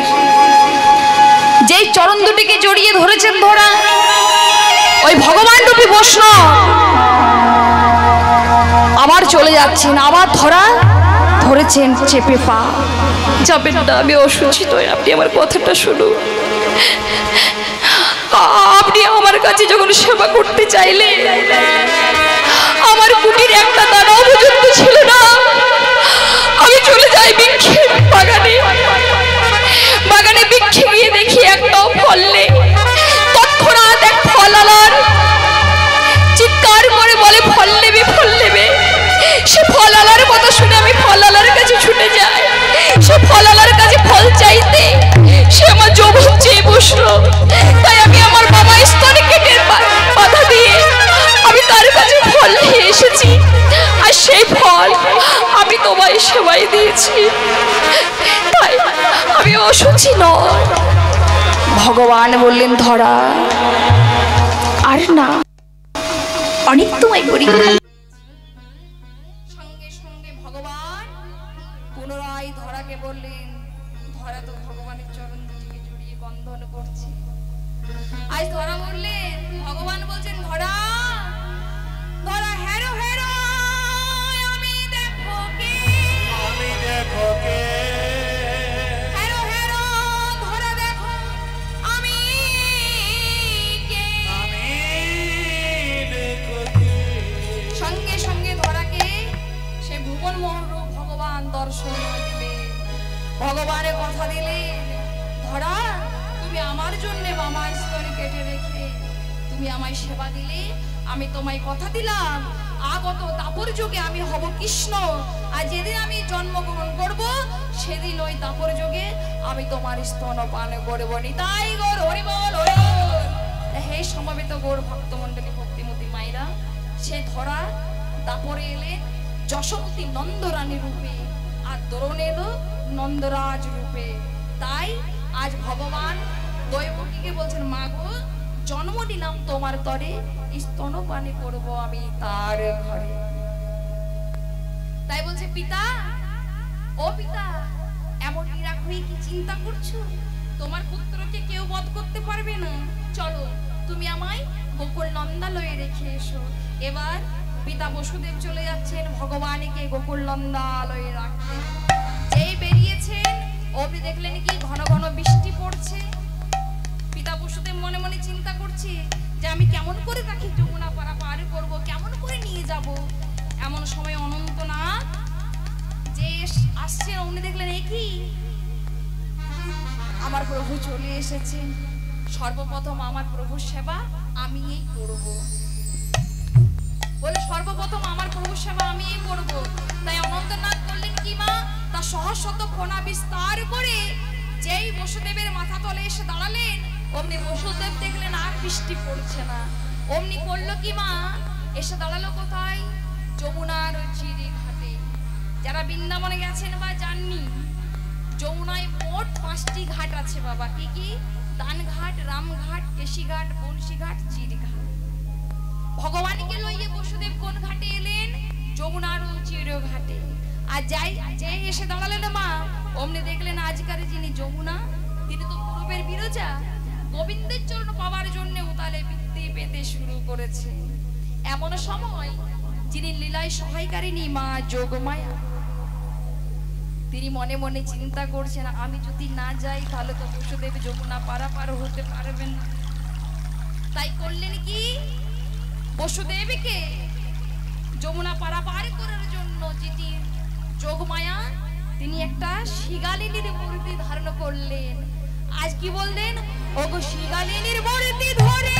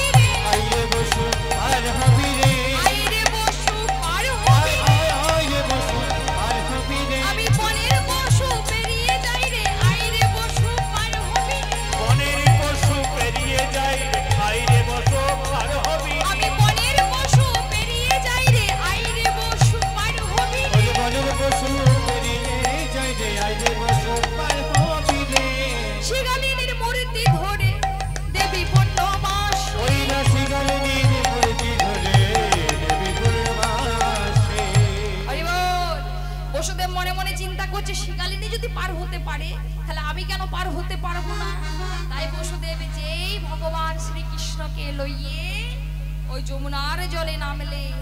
আর আজকার যিনি যমুনা, তিনি তো পূর্বের বিরজা। গোবিন্দকে পাওয়ার জন্য আজ নিজ অঞ্চলে ভাসিয়ে নিলে। আর এদিকে পিতা বসুদেব যমুনার জলে দাঁড়িয়ে অঝর নয়নে কাঁদছেন, এত দূরে এসেও তোকে রক্ষা করতে পারলাম। এমন সময় ভগবান শ্রীকৃষ্ণচন্দ্র যমুনার কাছে বলছেন, যমুনা, ও যমুনা, দেখো দেখো আমার পিতা কেমন করে রদন করে কাঁদছে। যমুনা, এবার তুমি আমায় যেতে দাও আমার পিতার কাছে। আবার পিতা বসুদেব সে যমুনার জলের মধ্যে ভগবানকে পুনরায় ফিরে পেলেন। তবে বাবা এখানে একটা পরিবর্তন ঘটলো। কেমন না, এতক্ষণ অবধি যে ভগবান পিতা বসুদেবের কোলে ছিল তার ছিল 4টি হাত, আর যে পিতা বসুদেব যমুনার জলে যে ভগবানকে পেল তার হলো 2টি হাত। কেন? কারণ যিনি বৃন্দাবন মাধুর্যময় কৃষ্ণ, তিনি থাকলেন যমুনার জলে। আর যিনি কংস নিধনকারী কৃষ্ণ, তিনি উঠলেন পিতা বসুদেবের কোলে। নিতাই গৌর হরি বল, হরি বল। এবার যমুনা পারাপার করে পিতা বসুদেব এলো কোথায়? নন্দালয়ে, সুতিকা গৃহে। হ্যাঁ গো মা, ও ঠাকুমা, সুতিকা গৃহে কাকে বলে জানা আছে? আমি বলে দিচ্ছি। সুতিকা গৃহ হলো যেটা আমাদের প্রচলিত ভাষায় বলে আতুর ঘর। সুতিকা গৃহে এসে দেখলো কি, যে যশোমতী নন্দরানীর এক পুত্র সন্তান হয়েছে। তাই পিতা বসুদেব ওই যশোমতী নন্দরানীর পুত্রের পাশে ভগবান শ্রীকৃষ্ণকে শুইয়ে দিলেন। আর দেখলেন কি, আজ দেখিতে দেখিতে 2 অঙ্গ 1 অঙ্গ হলো, একই অঙ্গ হলো। দেখে বসুদেব অবাক হইল, অবাক হইল। হরি বল। বসুদেব বলছে, যাক, আর হয়তো কংস বধ করতে পারবে না, যাই এবার আমি নিশ্চিন্তে ফিরে যাই।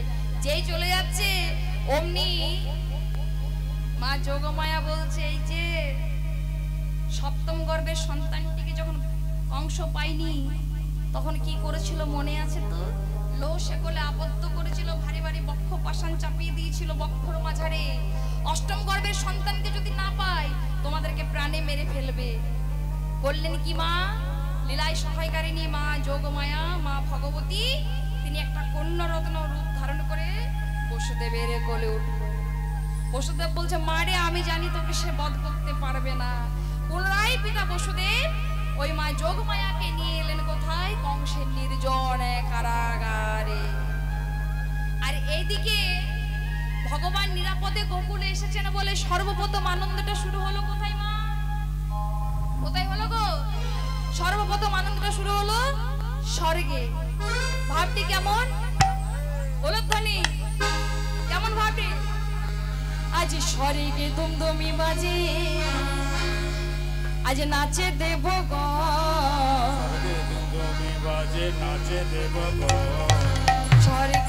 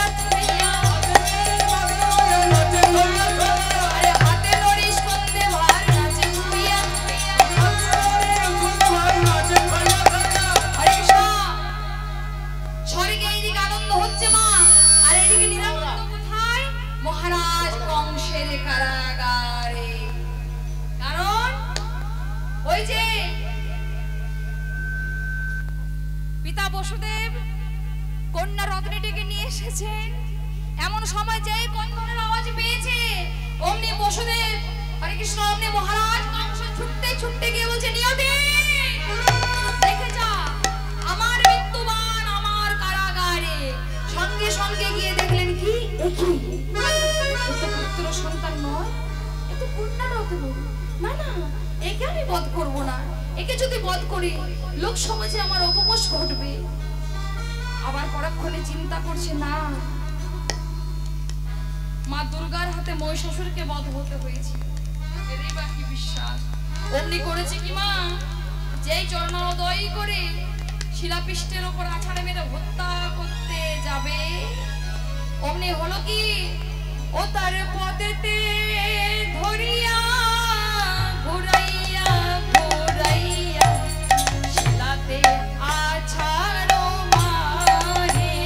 তার পদেতে ধরিয়া ঘুরাইয়া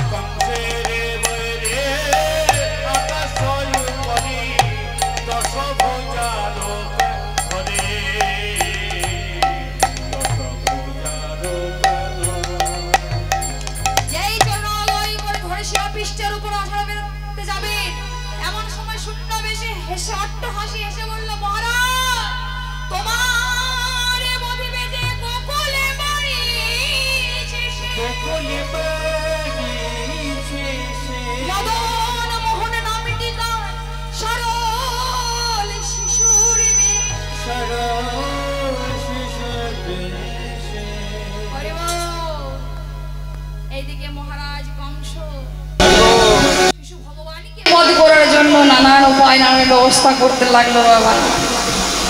আর এইদিকে সবথেকে শ্রেষ্ঠ ব্যবস্থা হলো কে? পুতুনা। মহারাজ কংস বলছে, পুতুনা ওই গোকুলে গিয়ে তোকে শিশুটাকে খেয়ে আসতে হবে। পুতুনা এক ব্রাহ্মণের বেশ ধারণ করে কংসের কথা মতো আজ নন্দরানীর গিয়ে গিয়ে বলছে, কই গো নন্দরানী, শুনলাম নাকি তোর একটা গোপাল হয়েছে। বলে তোর গোপালের সমস্ত গোকুলবাসী দর্শন করেছে, আমি দর্শন বলে আপনি এখানে দাঁড়ান, আমি আমার গোপালকে নিয়ে আসছি। যশোমতী নন্দরানী সাত পাঁচ বুঝতে না পেরে আজ পুতুনা রাক্ষসীর কাছে এসে বলছে, এই দেখুন আমার গোপাল। বলি বাবা, সত্যি তো তোর গোপাল কি মিষ্টি দেখতে। বলে নন্দরানী, তোর গোপালের সাথে আমি খেলাধুলা করি, তুই এক কাজ কর, তুই তোর যা কাজ আছে তুই তার আগে করে নে, কতক্ষণ আমি তোর গোপালের সাথে খেলাধুলা করি। যশোমতী নন্দরানী সাত পাঁচ বুঝতে না পেরে পুতুনা রাক্ষসীর ফলে যশোমতী নন্দরানীর গোপালকে দিয়ে নিজ কাজে নিযুক্ত হলেন। আর পুতুনা সুযোগ পেয়ে যেই ভগবানকে ওই গৃহের দিকে বাইরে বের করলেন, বস্ত্র উন্মোচন করে ওই বিষযুক্ত দুগ্ধ যে ভগবানের বদনে দিলেন, অমনি হলো কি মা, কি হলো? বিরাট রাক্ষসী আজ আঙিনায় পড়ে রইল। স্তন পথে পুতুনা ভগবান প্রাণায় টানিতে লাগিল। বিকট একটা শব্দ শুনলেন, শব্দ শুনে সমস্ত গোকুলবাসী ছুটতে এসে দেখলেন, দেখলো কি মা, পুতুনা রাক্ষসী ওই আঙিনার মধ্যে পড়ে আছে। আরে দেখলো কি, কি দেখলো? পুতুনা, পুতুনার বক্ষের উপরে চড়ি হরি দেয় হামাগু, বক্ষের উপরে চড়ি হরি দেয় হামাগু।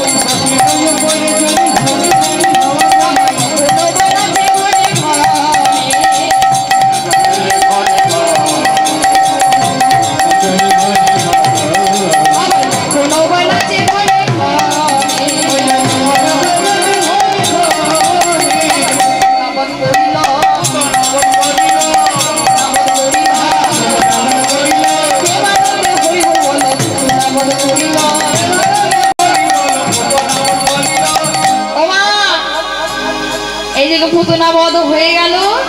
আর এইদিকে যশোমতী নন্দরানী গোপালকে বক্ষবাজি ছড়িয়ে ফেলছে। যশোমতী নন্দরানী বাৎসল্যময়ী মা,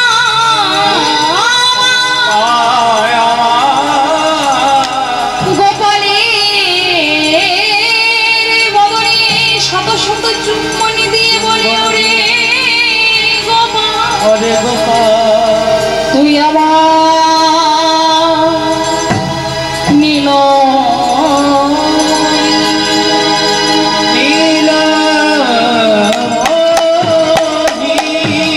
আমি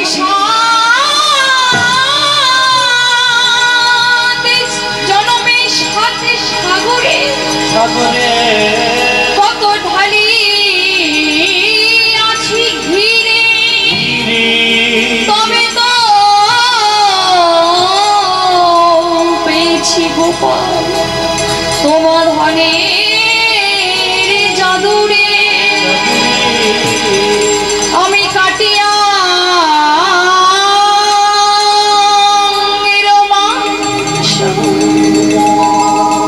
দিয়াছি অনরেলে তবে তো পেয়েছি গোপাল তোমার ধনে জাদুরে। এদিকে গোপালের বদলে শত শত চুম্বন করছে। এমন সময় ওই আনন্দের মাঝখানে এসে দাঁড়ালেন মণি মহারাজ গর্ব। যশোমতী নন্দরানী করজোড়ে বললেন, কৃপা করে যখন আপনি এসেছি আমার গোপালের একটা নামকরণ করে দিন। একটু উলধ্বনি, আর বেশি নাই মা, আর একটুখানি। আজ ভগবানের নামকরণ হচ্ছে, ভাবটি কেমন? হরে কৃষ্ণ নামে দিল প্রিয় বলরাম, হরে কৃষ্ণ নাম দিল প্রিয় বলরাম, অষ্টতর শত নাম নীল নারায়ণ,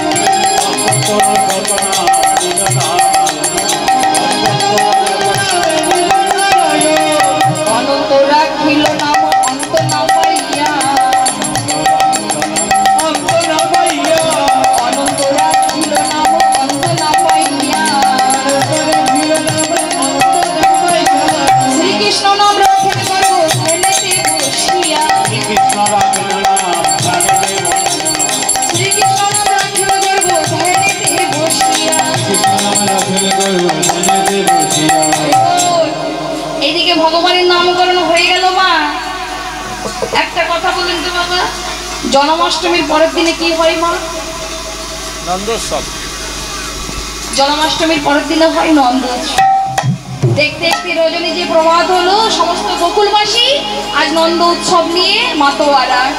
এইদিকে হয়তো নন্দোৎসব জন্মাষ্টমীর পরের দিনে বৈষ্ণবরা আসেন না তুলসী মঞ্চে, দধি দুগ্ধ ঘৃত ভোর আম্রপন্ন, তাই আর সমস্ত গোকুলবাসী নন্দ উৎসব করছেন। ভাবটি কেমন? উলধ্বনি করবেন। আজ দধি হরিদ্রা কত যাইতে গোরা হরি,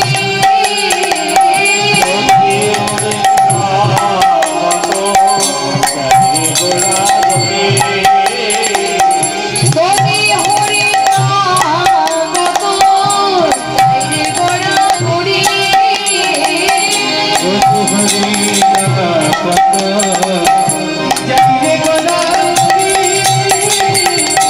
কেহ নাচে কেহ গায়ে দিয়া উলধ্বনি,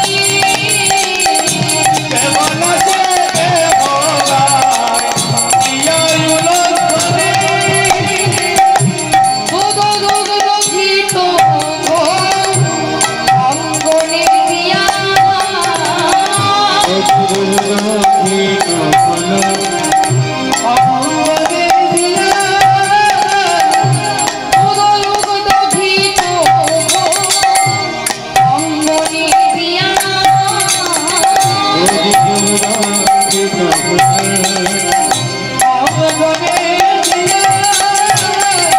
নাচে রে নাচে রে নন্দ শ্রী নন্দন পাইয়া, নাচে রে নাচে রে নন্দ শ্রী নন্দন পাইয়া, গোকুলের লোক সব আলোকিত করি,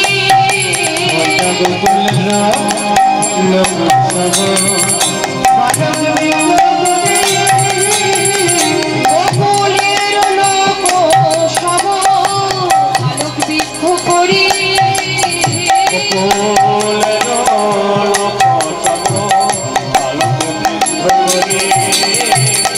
তাদের নয়নে বইছে ধারা কৃষ্ণ মুখ ধরি,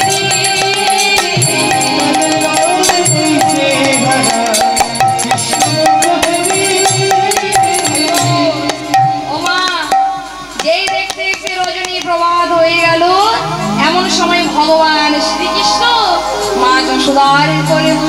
বসে আছেন, আমার যশোদার কোলে বসে বন্ধন করছেন কি বলে, আমি চাঁদ নব করে বাইনা ধরে।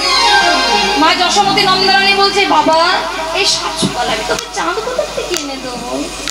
এমন সময় রাধারানীর মা কীর্তিকা দেবী রাধারানীকে লইয়ে যশোমতী নন্দরানীর পক্ষে যে আসছে। আর রাধারানীর আরেক নাম হলো চাঁদ বদন। যে কীর্তিকা দেবী রাধারানীকে লইয়ে বসেছেন, অমনি ভগবানের দৃষ্টি যেই রাধারানীর বদন পানে গেল, অমনি হলো কি, আজ দেখিতে দেখিতে রাধা গোবিন্দ মিলন হইল,